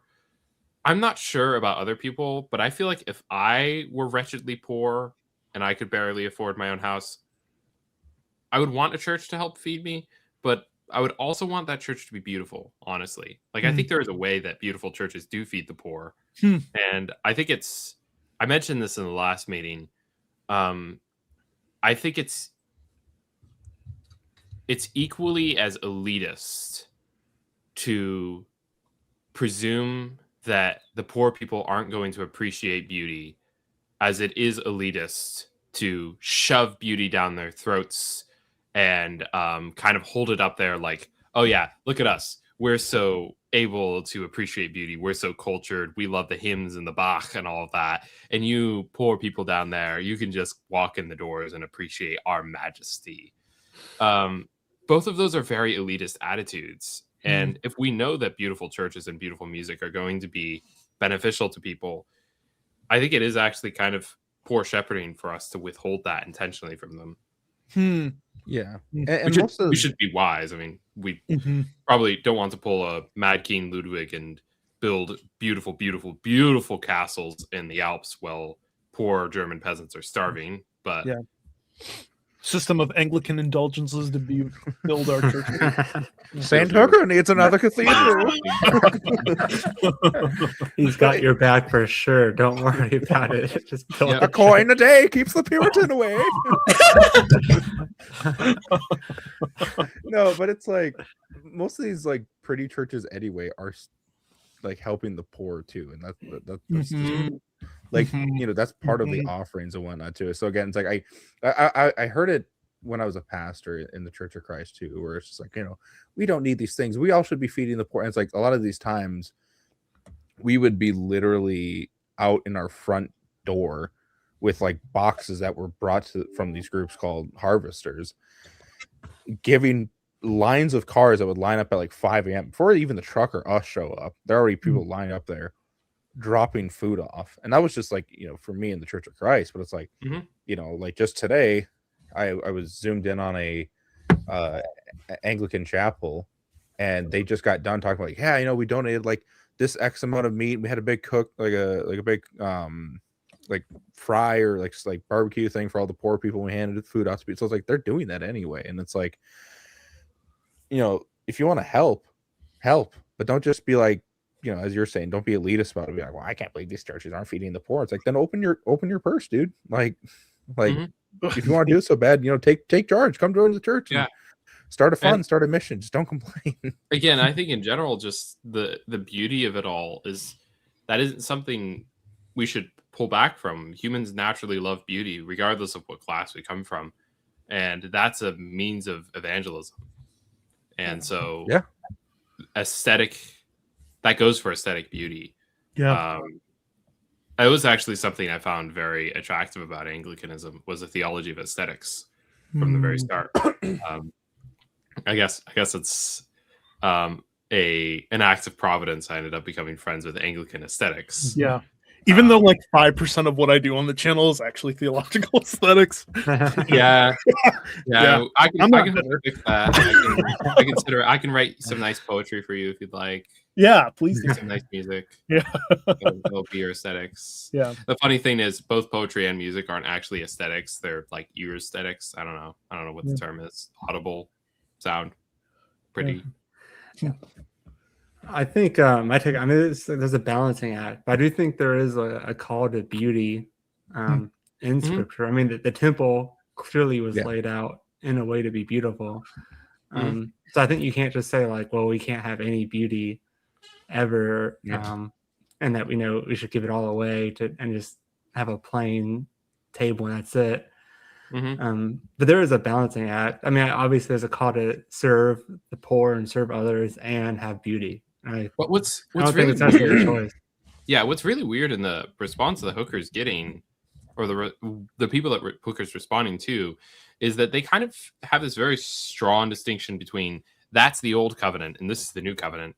And I do hear this. I feel like I hear this in a lot of like mainstream evangelical content, is that kind of that's the old covenant, that those beautiful things that we're all commanded to build all belong to the eras of priests and sacrifices. Oh my gosh, priests and sacrifices, like we never do that anymore. And so there's another soundbite for you.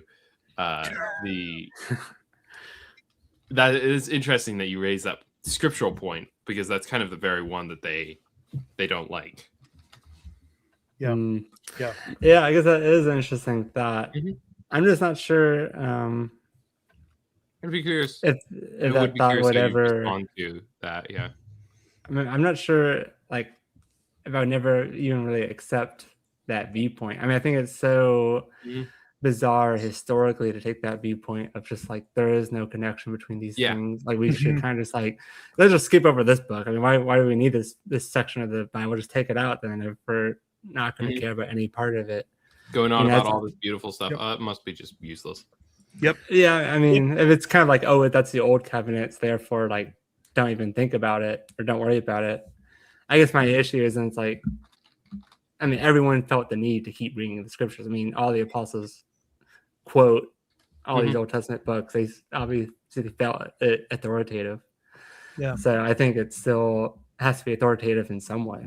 Yeah. Well, even then, you can look past the Old Testament. Like one of my favorite sections in Scripture that is aesthetically pleasing is Revelation 4 and 5, where like John walks into heaven and just sees all of this happening, and it's like you can't look at that and go, well, actually, all of that is idolatry. It's like that's literally in heaven in the throne room of God, and you see it in Isaiah and Ezekiel and other places like that, where it's like this isn't just old temple stuff. This is especially for Ezekiel, God literally rolling up with his wheels to Ezekiel saying, "Here I am." Yep. Yeah, I think there's a reason why the same church that built beautiful cathedrals invented the hospital. Because the sort of apprehension of the beauty of God in material things inspires hope that his kingdom is worth living for. And it inspires hope that his kingdom is actually worth instantiating. And so, like, it is a lot like the question of why do you write poetry during wartime? That's a great. Fighting for if you don't write poetry. Yep. Yeah. No, exactly. Yeah. That's great. That's a really good comparison. And and it's like not even just in poetry or in hospitals too. It's literally in our Bible, like right there as well. So it's like, I'm nerding out with you for a moment. Yeah. Yep. Isn't it cool? So cool. Yeah. That's awesome. Yeah. Yep. Well, okay. So one more question, and then we'll do something we haven't done before. Take questions. So I'm curious what you guys think. But our careers are ruined. Yeah. If anybody is wondering, Sean is my infallible authority. He's speaking ex dogthatra. Maya is the infallible authority. Maya is his initiator. We check her barks. One bark is correct. 2 barks is no. I bring them to Sean. She's been surprisingly quiet this whole time. So come on, Maya. Well, she knows it's not a debate, so she doesn't have to mock the opponent by barking. Yep. Yeah. So, like, given when you think about this sort of impulse of Anglo-Catholic, so like there's stuff about the Tractarian. I've said before, I know Zach, you're not too fond of the Tractarians, if I remember right. I've gotten gentler with Pusey. Okay, he's that's great. He's So there are things the Tractarians say that I'm sympathetic to. Actually, there's stuff that they write, like especially Pusey and Keeble. Actually, I like a lot of their stuff. Newman, when he says that the articles are completely compatible with Trent and then becomes a Roman Catholic, I'm just like, there's no way. Yeah. But I like Newman I like Keeble and Pusey. Some of the things some of their rationales for bringing back things like I don't know when the thurible was brought back in Anglicanism. I don't know if you guys know when the thurible was brought back, but I'm really glad we did. Bring back incense and things like this. So like so what if we hold that principle that when we've purged certain superstitions, the church in her wisdom can bring back ancient practices? Are there certain practices that the broader sort of Anglican communion has brought back in its more traditional mode that either you're uncomfortable with or you wish that they did bring back certain ancient practices on that sort of base, on the basis of the principle that Hooker sketches here?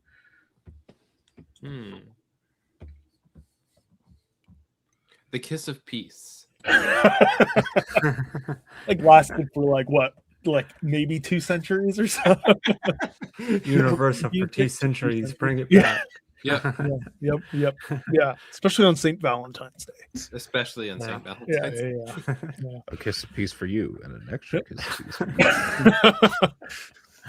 Have you guys read some of the ancient? It's so funny. Like some of Me the too. dialogue on this Please from the send it fathers. to us. Mhm. It's hilarious. so funny. It's like these young men are just lingering too long. That's really funny. I love that. I like. There are some Anglican churches that don't do the Solemn chants so much. I really like the Solemn chants. I sometimes wonder if singing the Kyrie in Greek at some point might be kind of nice. I don't know, because what I think about is in both the Eastern churches and the Western churches, you have the Kyrie saying in Greek. Mm-hmm. And even in Western churches, which are Latin, you have the Greek Kyrie. And I just think it'd be kind of cool if churches throughout the Catholic Church saying the same Kyrie. And it would harken back to what St. Paul says, that whoever calls Christ Kyrios, Lord, will be saved. So it's kind of like this universal cry of Kyrie eleison. I think that's very poetic. So I think it might be kind of cool if we sang the Kyrie in Greek. It wouldn't be hard for people to understand that Kyrie eleison means Lord have mercy. I don't think that'd be necessarily something that would pass over people's head. Maybe if you were to put that in there somewhere in the liturgy before saying Lord have mercy or after or something like that, I think it might be kind of cool. And it would have this unifying power behind the church. It would be a display because of course liturgy displays what we believe. So it'd be a display of our sense of unity and groundedness as Christians, as people who call Jesus Kyrios. Yeah, I like the Greek Kyrie. Mm-hmm. That'd be cool. Also sounds really cool. Yeah. Reminds me of watching Death Note. N-U-L. I think for me, again, a little biased here. It's like I think bringing back the monastic orders are like from like are a great way to, or something that should be brought back, and I'm trying to bring that back too. Shameless plug. Like the website link. There's a new YouTube channel made anyway. Like it would be helpful because it's like it opens a third option for both men and women to, I'm going to use this word loosely, escape the world in a way where it's like, you either have to get married and, you have to have kids, or, you have to go into the job profession, be single and try to, make your destiny to what it is and whatnot. But it's like having that third option where it's like, look, maybe you're called to live a holy life, but you're not called to the priesthood because you're a woman, or you just don't feel like that's the responsibility that you're called to bear. And so now it's, I can go to a monastic order and join a monastery. And, at least for like my sake with the Order of St. Patrick, it's like, you're not just in a monastery praying all day, you're going out and you're helping with cases like, what we talked about earlier, helping the poor, and you're helping with agriculture, and you're doing these things. So it's like you get to live a holy life, and you get to be surrounded by the church at all times, because like that's just how you live. And I feel like that being taken away was a bit of a mistake, because it kind of just forced people who who probably had such a cult like that to now kind of go, well, I guess I can kind of do that on my own, and hopefully that works out. When things like that, like the monastic order, could be something that I think honestly would help shape society to go to a better place, because you gain discipline, but it's not like discipline like the army where you're getting screamed at. It's you're praying with your brothers and praying with your sisters, and you're leading this life, and you're giving back to the world, through food or through sewing and other things like that. So it brings this natural goodness to it. And that'd be my thing. Yeah, that's great. That's helpful. All right. Well, if you guys are okay with it, I'm going to pull up a few questions, and then we'll close out. Questions. Oh, hey, and I see it through. So this is a up and coming Anglo-Catholic who he's great disposition, very thoughtful. So I commend you guys watching his channel. So thank you for watching. I actually don't know your name yet, brother. So I apologize. I did know your name, and then I forgot your name. So that's my bad. So I forgot Michael Horton. So I think you're right. He says, so I would respectfully commend. So tract 90, I believe, is where Newman makes the claim in the tracts for the Times that the Anglican Church, that the articles are completely reconcilable to the Council of Trent. So I'm willing to reread that. I read it, I think, I forget, like maybe 1 or 2 years ago, and yeah, totally willing to. It is very, very difficult for me to see how transubstantiation, overthroweth the nature of a sacrament, is compatible with transubstantiation is right, and anyone who does not say the bread and wine or anyone who does say the bread and wine remain in the sacrament is anathema. I just don't. I'm willing to read it. I don't see how those are compatible affirmations at all. But I want to say that I like how his profile picture looks like he's particularly astonished at your saying that. Really great guy. Like his channel so far, like I've watched a few of his videos, and he just made a video in response to one of my videos. Great guy, like great dialogue partner, very, very professional in the way he does things. He threw it in the chat. It's Colin, by the way. Yeah. Thank you. Thank you, Eddie. Eddie's also another Anglican, by the way, who I believe Eddie's actually a convert from Roman Catholicism too. He is. Oh, cool. So cool guy. Thank you so much for the super chat there. TD Barrett asks, if reunion became impossible, would you be willing to accept conditional reordination, not as an admission on your parts about the doubts of validity, but as gracious condescension to our concerns? Great question. Me personally, like as far as I can tell, no. And the reason is because I really think apostolic curiae is so egregious that it needs to be repented of.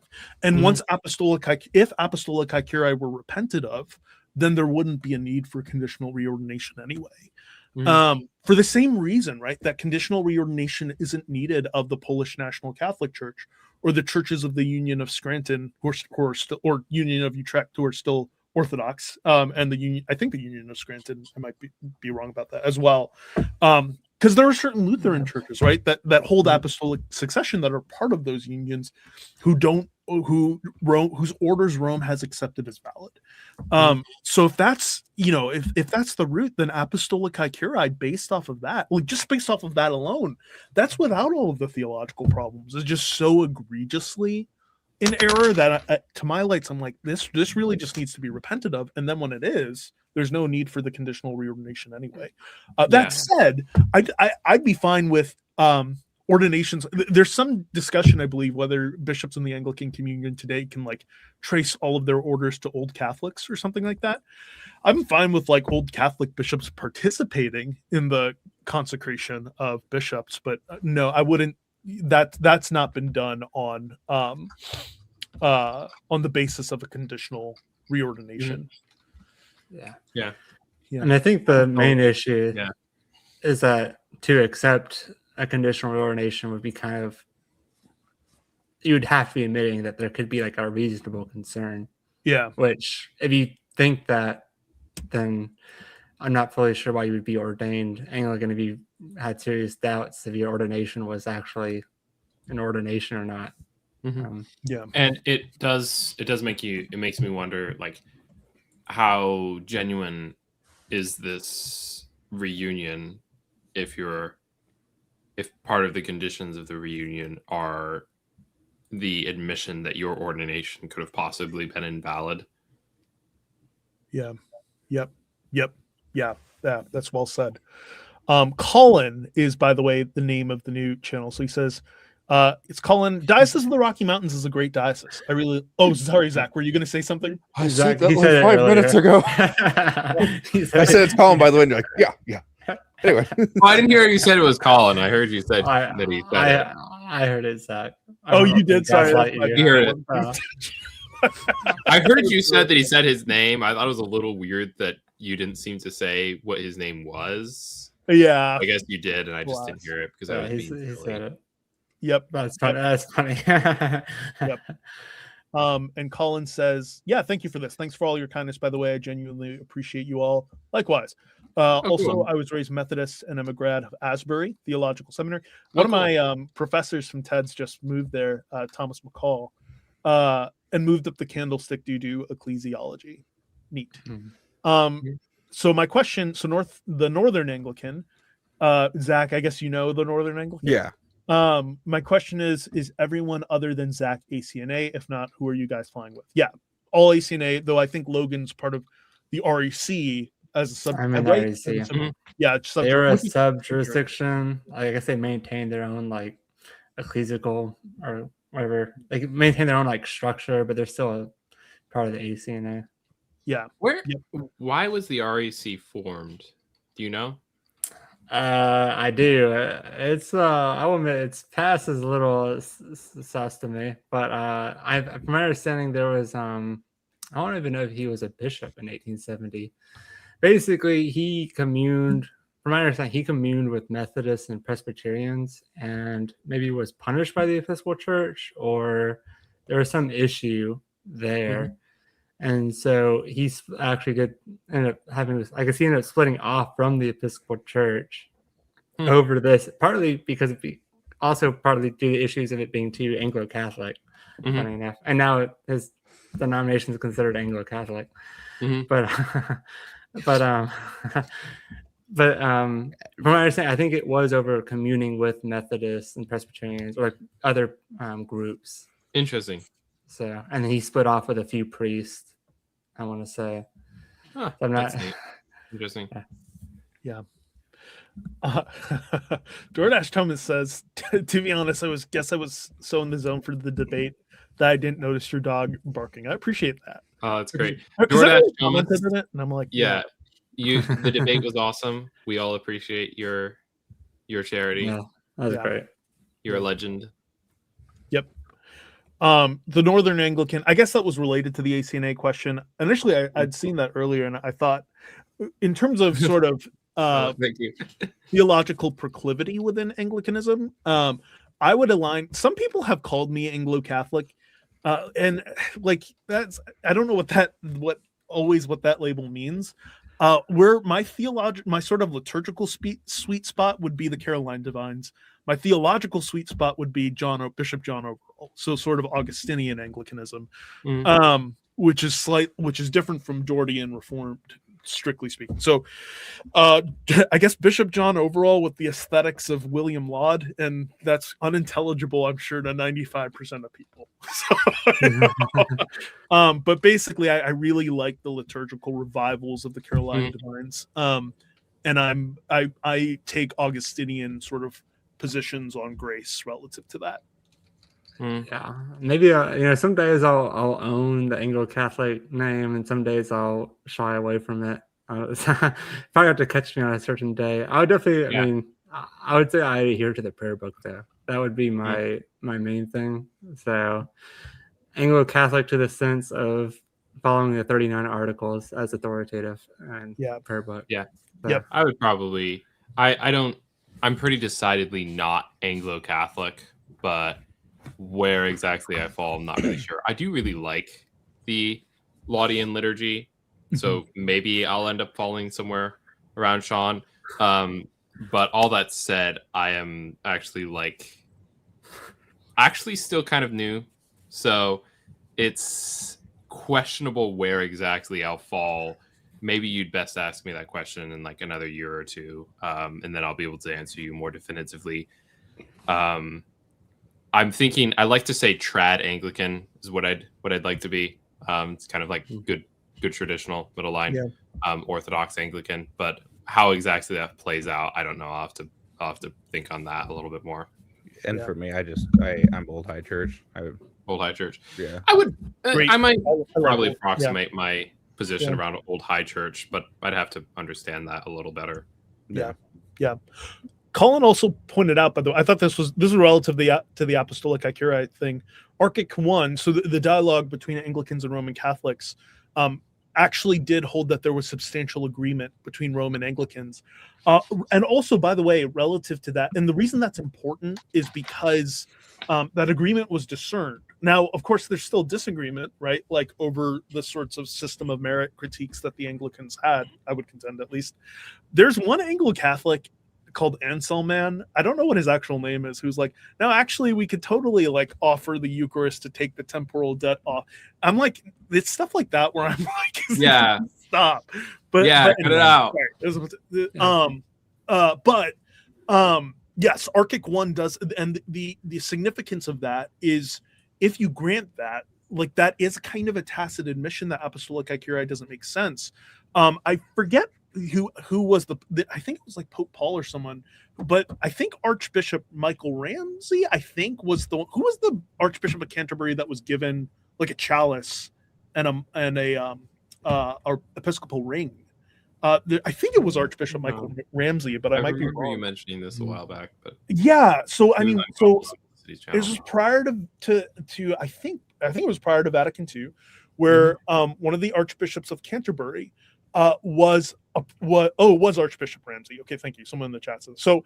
Was given an Episcopal ring and a chalice from the Pope.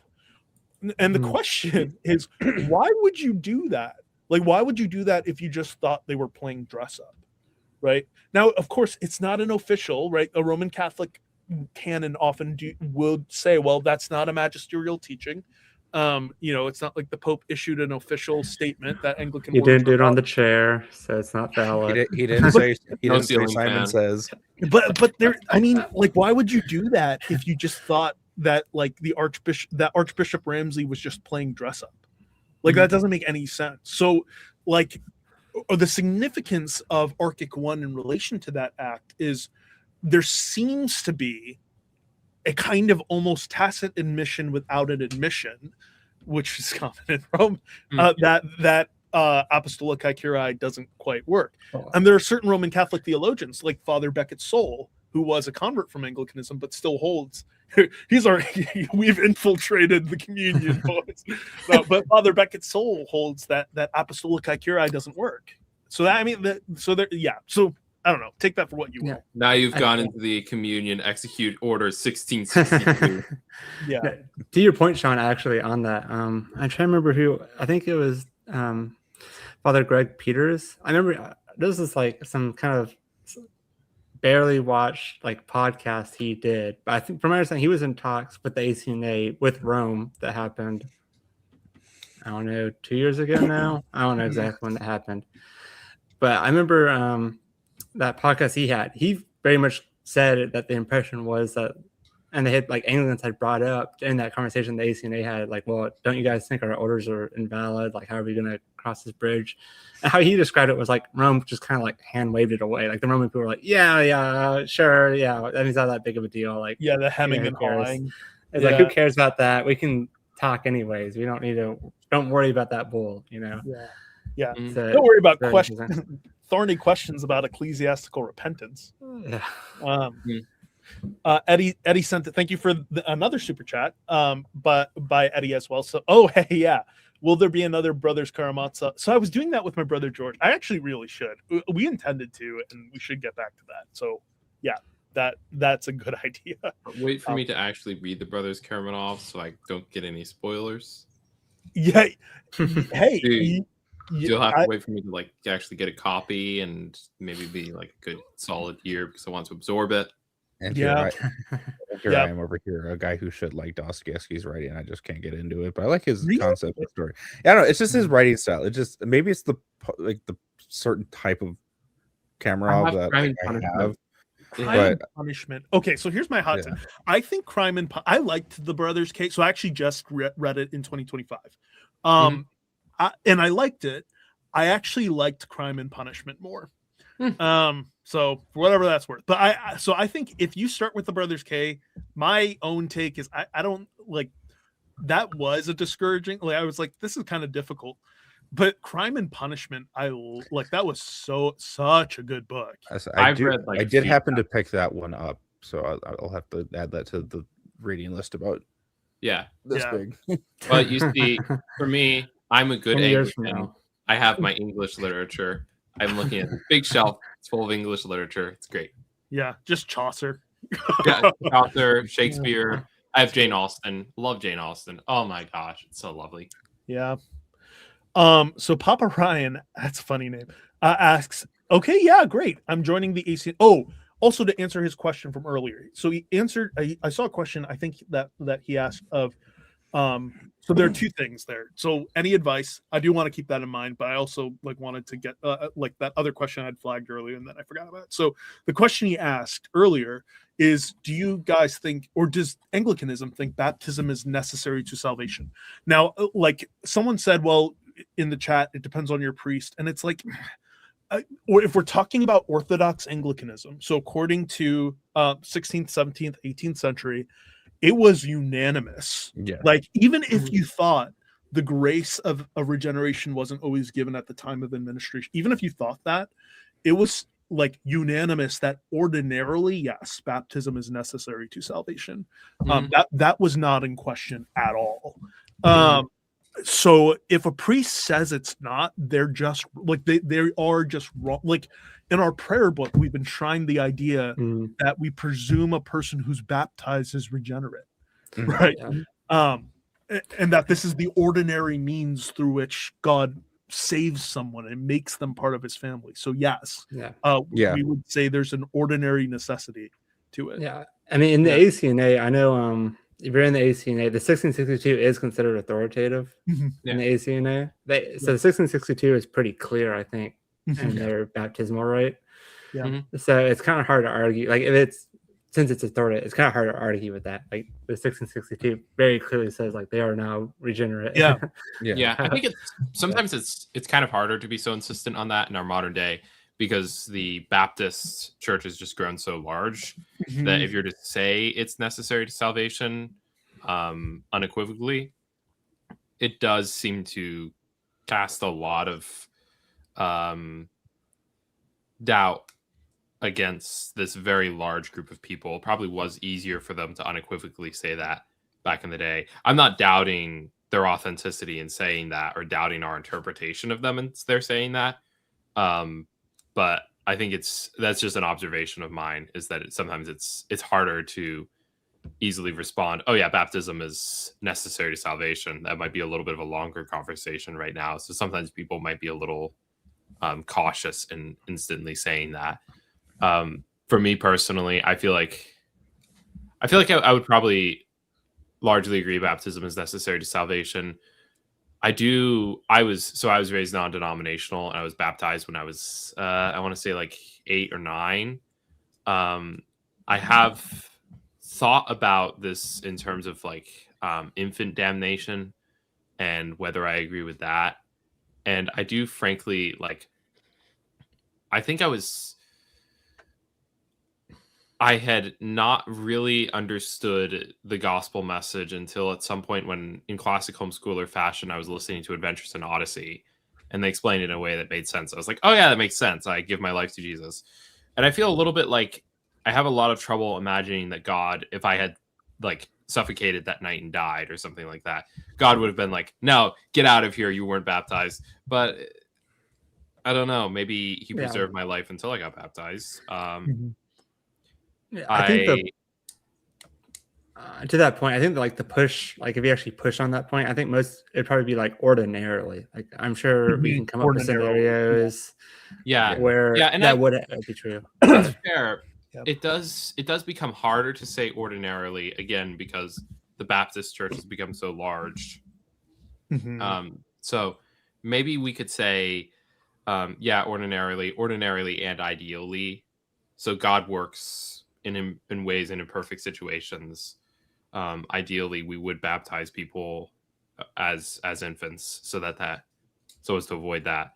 But I would need to do some more fleshing out personally. Yeah. Again, I'm pretty new. Yeah. Sean Luke's my infallible magisterium. Gosh, I hope. I mean, So- for me, my answer is Yeah, go pretty. for it. I said mine's really quick. It's just pretty much just like, yeah, because I come Yep. from the UECNA. It's like, yeah, what Yeah. does the articles in the prayer book say? Yep. Mhm. Yep. Mhm. Yeah, and even with like the way we think about infant baptism, so traditionally Anglicans, actually in Lutherans, we're pretty interested. You can find the very similar answer, namely, if an infant dies unbaptized, we're just going to entrust that to the mercy of God. And I actually think that's a good place to be.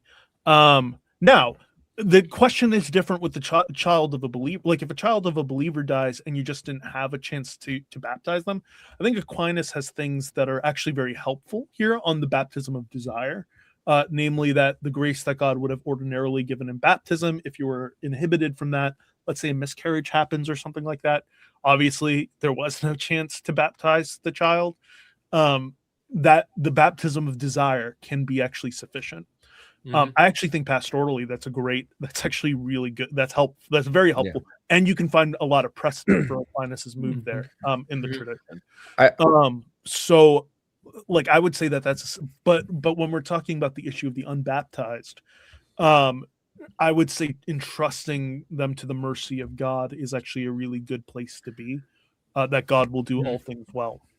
Yeah, I would agree with that. I guess like the cynical side of me though, like I would say I'm in agreement with that, but also at the same time it's like, but there should be a stance where, while that is what I believe and that's the case, you still should baptize, because at that point, especially like with an infant, it's like anything could happen. The kid could get SIDS, and there's like a million ways that a child could die. So it's like, if you 100%. Want, and when people are like, well, my child has to make a decision, it's like, well, you're playing a game of Russian roulette, and the odds are not in your favor at all. It's like you don't know what's going to happen tomorrow, so it's like, why risk it? Like that would be like the cynical way to look at it, but like I would agree with the other way as well.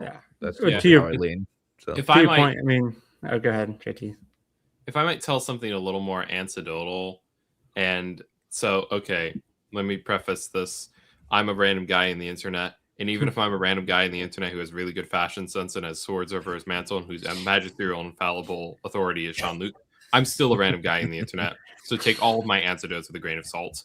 But back in my non-denominational church, there was a pastor I had, and it was a wonderful guy. I love him. He comes into my coffee shop still sometimes. And I think he said he was born with a sister in the womb. He was twins, but she miscarried and he was born. And he says that when he was really little, he doesn't remember this, but he remembers remembering this, I think is what he says. When he was really little, says he had a memory of being with a girl, and at some point her saying to him, I need to go. And he doesn't know why she left, but she did leave. And then he remembers asking his parents, who was that girl that was in there with me? And they were like, what girl? How do you know about that? And apparently, I think the doctor said that that's not uncommon, actually, or that's happened before. So all of this sounds very superstitious. I know, again, random guy in the internet. I might not even be remembering the story correctly. So take all of that with a grain of salt. But I just think it's kind of interesting. Yeah. Don't know. Maybe something worth researching a little bit more. We'll do a couple more questions here, and then we'll close out with a collect if someone wants to prepare that collect. Okay. Yeah. Cool. We're all rushing to our prayer books. Yeah. Zach, you go ahead. Yeah. Go ahead. Yeah. It's like now he We'll pulls out the missile.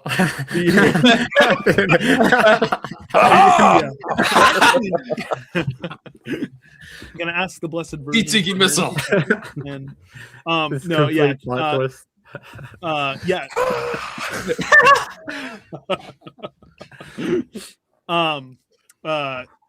Yeah, Zach, if you want to pull up a colic, but Yeah. we'll take a couple more questions. So is Nicaea 2 really ecumenical? Yeah, good question. If so, what bearing, if any, does this have on issues like the invocation of the saints? I remember reading the back and forth with Father Ben Jeffries, and he emailed me, by the way, so we're going to try to set something up. So Father Ben, if you're watching this, sorry I haven't responded. I need to do that. I don't have a good excuse other than just I need to do that. The other priest on this issue, I found it to be yeah. So the reason, so Anglicans historically, following Lancelot Andrews, have prioritized the first four, right? It's not to say we reject 5 and 6. We actually affirm the theology of 5 and 6. But the reason why, after you have 4 councils in the first 5 centuries, things start to get more difficult for us is because the church starts to split more and more. So you have the Oriental Orthodox. From the Anglican perspective, we think that generally speaking, we've said that the Oriental Orthodox and the Chalcedonian split was really linguistic rather than substantive, which is why we're still we're sympathetic to calling the Oriental Orthodox genuinely Christians. But after that split, then, where I think there was linguistic misunderstanding, linguistic pride, it becomes increasingly more difficult. Now, again, we affirm the theology of 5 and 6 as well. The problem with 7, and I'm going to do a video on this, is that historically, Anglicans just deny that a genuine way of facilitating consent is to proclaim a position and kill your dissenters. That's just not I would just yeah. That's a legitimate means of gauging the consent of the church. Because that, and again, that's not to say that this wasn't just true of iconophiles, right? That was true of the Council of Hiera as well. That happened before, where the iconoclasts did that too when they were in power.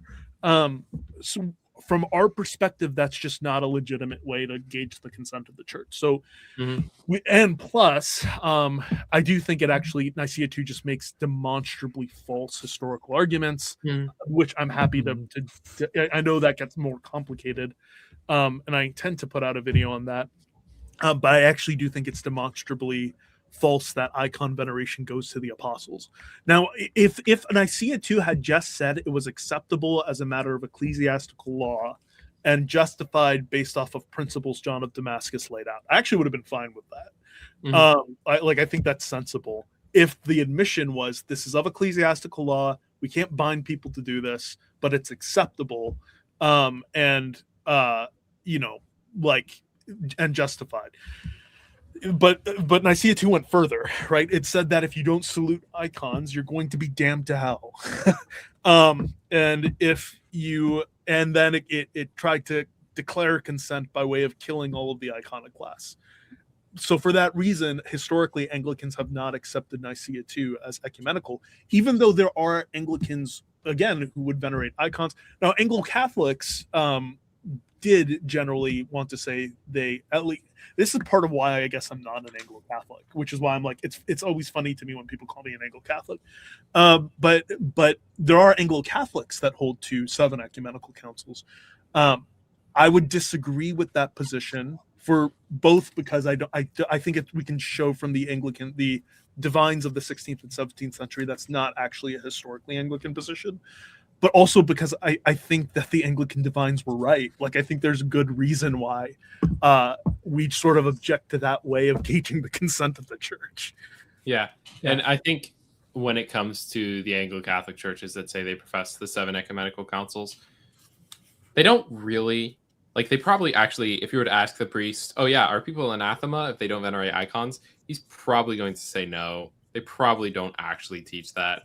So I think it does sort of wound your witness a little bit and your ability to say you profess a council when you kind of have to dodge the words like that and dodge the original meaning.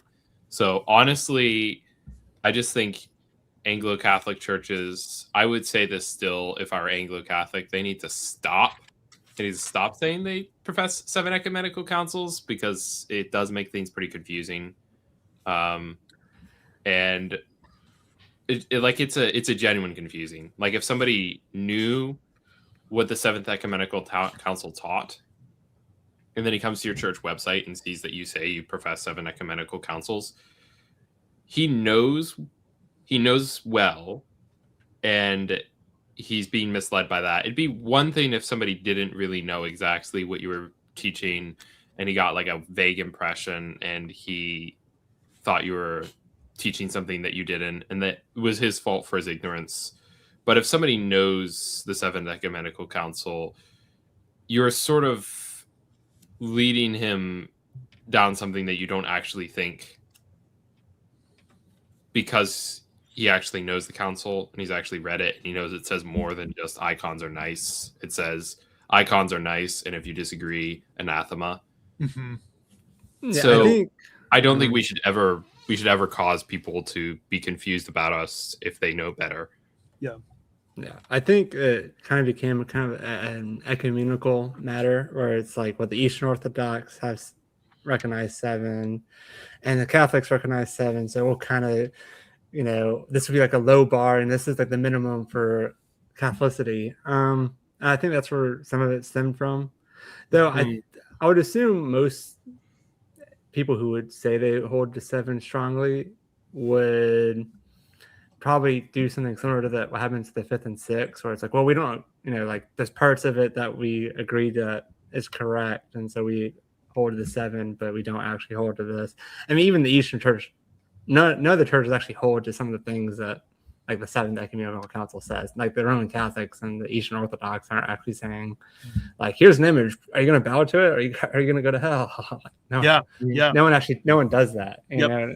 It's gotten to the point where they've had to change like what anathema means. Like, oh, it doesn't mean all that harsh language. And it's like, meanwhile, the letter that was written by the bishop to the emperor and empress, this quite literally means you're outside of the church and burning in hell. I'm paraphrasing. I think that's, you can't get around that. That's literally what they mean. That's one of my issues. One of my big issues. Actually, one of the key issues with Romanism, and I guess also the East for me, is if you were to read scripture the way that you read the ecumenical councils, with such an allowance for a type of doctrinal development that would bring you to a conclusion that would not only be foreign to the original writers, but completely contrary to them, I can only imagine what kind of horrors are going to unfold when you start taking your metaphysics to scripture. And I think we need to be a lot more rigorous than that and a lot more careful. So I just really, it causes Romanism and the East to be rather irksome to me when I hear people allowing for so much wiggle room with a council over time. It's very troublesome. I'll say joke point. Won't go too hard on this, but what Zach is like they won't admit what anathema means, but then you also have Eastern Orthodox parishes who are like in their church, anathema to Martin Luther, anathema to King Henry VIII, and they call me a schismatic. Yep. So like it is funny. That's really sad, honestly. Yeah. Well, I'm gonna try to blast through a few more of these. Tell me when you guys are like, I'm gonna try to blast through. Okay, so Papa Ryan says the problem with baptismal regeneration is, what do we do with Cornelius? So if you guys know the story, I'm sure you guys for our audience, right? So Cornelius, he receives the Holy Spirit prior to baptism, right? So how do you reconcile that with baptismal regeneration? Well, I guess we're all Calvinists. Yeah, well, you could. That's one way, but the traditional way is to say regeneration, like these realities, justification, are continual realities. Now, that's not to say they're progressive, like justification. Regeneration is progressive, actually. Calvin even thinks it's progressive, which is interesting. But justification is not progressive in that you can't be more just from the Anglican view, because we take the Protestant take on this. You can't be more justified than you are. But it is continual, we would say that. And actually John Owen also says this too. So there's some Reformed theologians that would agree with this, but and Lutherans also agree with this too. So that God continually forgives us. We can actually say the same about regeneration, that even if there is a moment, and there is, right, where you go from being unregenerate to regenerate, that doesn't negate the fact that God is actually also continually regenerating you, such that even if you're already regenerate prior to baptism, it's still true that objectively and visibly you were regenerated in baptism, because in baptism God does objectively and visibly and definitively what he may have even done invisibly. And this is why we've also used seal language with baptism, because then if someone chooses, if they're like, I'm already regenerate so I don't need to get baptized, we would say, okay, either they weren't regenerate, or if they were, they lost the Holy Spirit, like they've fallen away.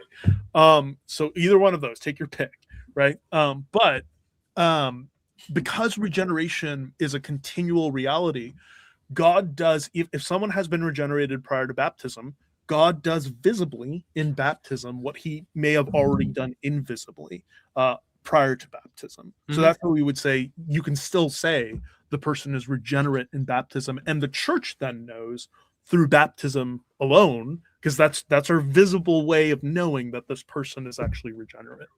Yeah. I think you can it's a little bit like you can experience Christ while not really knowing that you're experiencing Christ. Like beauty is the image of Christ in the world, is revelation of Christ. When the heathen listens to a beautiful hymn or Beethoven and is overwhelmed by it, that can be a form of almost like God's regeneration knocking on the door of your heart. Oh, that's great. I love that. I love that view of beauty. That's great. Yeah. Wonderful. I love that. Beauty is regeneration knocking on. Man, dude, you're giving a lot of good quotes tonight. Beauty is regeneration knocking on the door of your heart. Someone should write that down. Write that down. Come on, poem boy, get to it. Yeah. All right.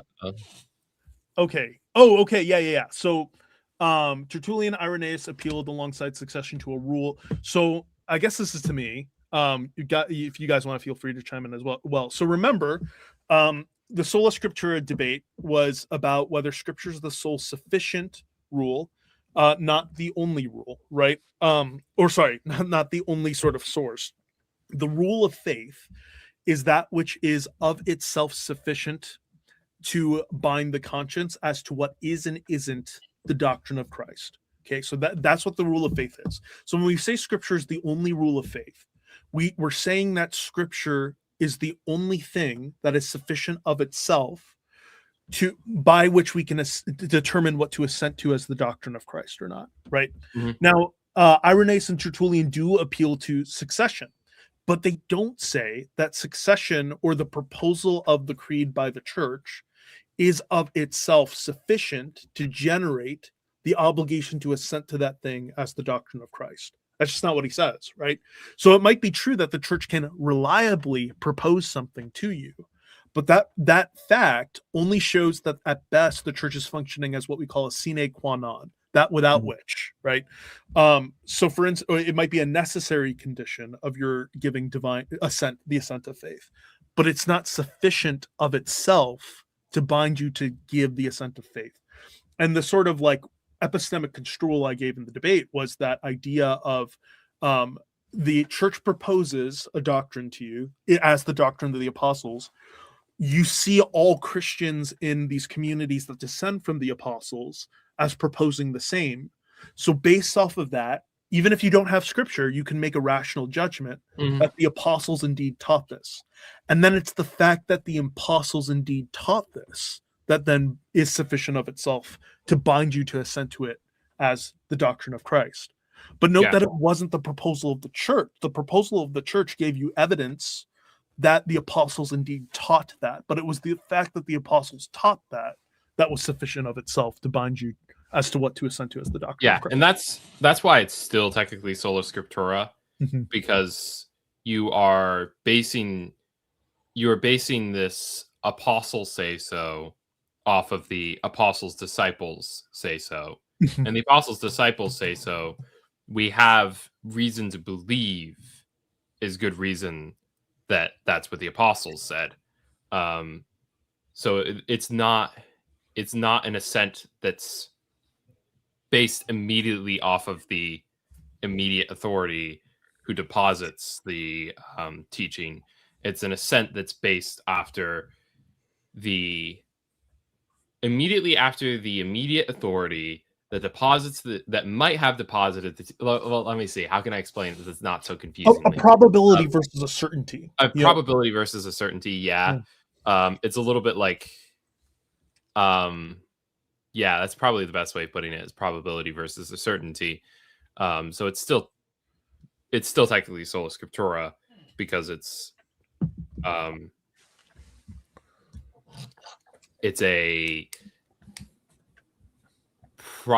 it's only ever probabilistic when it's coming from a disciple of the apostles. Yeah, but it is definitely very highly probabilistic. Yep. Yeah, and a way to think about this, I'm thinking of doing maybe a 5-minute video on this or something like that, as like a guide for the perplexed to our debate, because I get the sense that a lot of people were confused. What one needs to understand philosophically, right, is the difference between a necessary and a sufficient condition. So a sufficient condition for water to be boiling is that it is heated to 212 degrees, right? Like once it reaches 212 degrees, that is sufficient to bring about its boiling. Now, it might be necessary to bring about its boiling that the water is heated, but not all heated water boils, right? So it's necessary, but not sufficient that the water has heat. But it is sufficient that the water is heated to 212 degrees to bring about its boiling. So what we're asking in that debate, right, and this is pulling from that Anglican definition of the rule of faith from Archbishop John Tillotson and William Chillingworth, how they define sola scriptura, right? This idea that Scripture is the sole rule of faith, the only rule of faith, is that we're asking about what is that sole sufficient criteria by which of itself is sufficient to generate the obligation to assent to a thing as the doctrine of Christ. The Roman Catholic says it's not just Scripture, but it's also the active proposal, like rightly exercised under certain conditions, but the active proposal by the Church, which is sufficient also of itself to generate the obligation to assent to what it's proposing as the doctrine of Christ. Mm-hmm. That's what the Anglican denies. And that's what sola scriptura denies, that there's something else other than Scripture that is sufficient of itself, or a sufficient condition of itself to generate the obligation to assent to that thing as the doctrine of Christ. Mm-hmm. Does that make sense to you? Does that sort of parsing out make sense to you guys? Feel free if it doesn't. Like if it doesn't, that's a good test case for me to think through how to one problem is I've been doing chemistry research. So when you say 212 degrees, I think Celsius. I'm like, wait a minute. Sorry. Boiling. But, no. That's me being Anglican, and that's a fake measurement. 212 is the only true measurement. Only Fahrenheit. Only Fahrenheit. I infallibly declare. Which actually was in England at the time of the Anglican Church, I think. So clearly our church infallibly declares you must use that. Yep. So like when we consider that question, so for those fathers, the creedal rule they had was considered a boundary marker because it was clearly apostolic. Yes, exactly. Mm-hmm. It's because they believed that the creed accurately presented the doctrine of the apostles. They had good reason. And remember, the creed is and that's a very rational judgment to make, because the creed is assented to, the Apostles' Creed, whether the Apostles' Creed itself came from the apostles or not. It was assented to by all of the churches that have continuity with the apostles, that were spawned by the apostles. Literally all of them except the Apostles' Creed. So it becomes really strong evidence, right? They're all hearing the creed and remembering the apostles' teaching and saying, that seems right? So it's not the fact of the creed itself that generates that obligation to assent to it as the doctrine of Christ, but it's rather that the creed provides really good evidence, and its acceptance provides really good evidence to think that this is indeed what the apostles taught. And that fact that it's what the apostles taught is what generates the obligation to give the assent of faith. Yeah, I hope that's as clear as mud. Yeah, I'll make it I'll make a video about that. But okay, I think we're through all the questions. Yeah. Yeah. Yeah, I have one, like- but that's payment. Yeah, for go my- for it. Go for Okay. it. It's in the chat. You have one question? Yeah. You put a question in the chat? Oh He no. What did. did you put? Should be in the He's comments. a first time listener, long time caller. Okay. All right. He's asking for a bookshelf tour in your new room. Oh yeah, that's a great idea. I actually should Oh. do that. So That would be exciting. yeah, okay. I'll make a video about that because we haven't fully set up the library, but I should actually do a video about that. Plus my bookshelf tour upstairs. Yeah. as I well. only say that because that'll give me the motivation because people have asked me, they're like, hey, what's on your bookshelf? I'm like, well, Sean does it. I've tried You posting pictures of my can't be a bookshelves. trendsetter. I tried posting pictures of my bookshelves onto my YouTube channel because I wanted somebody to nerd with about all the things on my bookshelves, and nobody responded, and it was a little sad. But it's probably because my YouTube channel is like 100 members, so probably not my fault. Well, it's probably my fault, but Send it to it's me and not I'll because take I'm a look at boring. Yeah. I'll just send you, and you can be like, "This is my friend JT." Everyone go respond to him. He's lonely. He wants to talk about books. Yeah. I'll go I on mean, your channel that talking about sounds books. I fun. love Yeah. books. You can go onto my channel and talk about books. I would love Yeah. that. That would be Yeah. great. Do it. Well, Zach, do you want to close us out in prayer? Yep, I'll do the collect for the quinquagisma. I'm still learning these words. Nice. All right. In the name of the Father, Son, and the Holy Ghost. O Lord, who hast taught us that all our doings without charity are nothing worth, send thy Holy Ghost and pour into our hearts that most excellent gift of charity, the very bond of peace and of all virtues, without which whosoever liveth is counted dead before thee. Grant this for thine only Son, Jesus Christ's sake. Amen. I mean, All right. Thanks, brothers, so much. And thank you all so much for watching. God bless.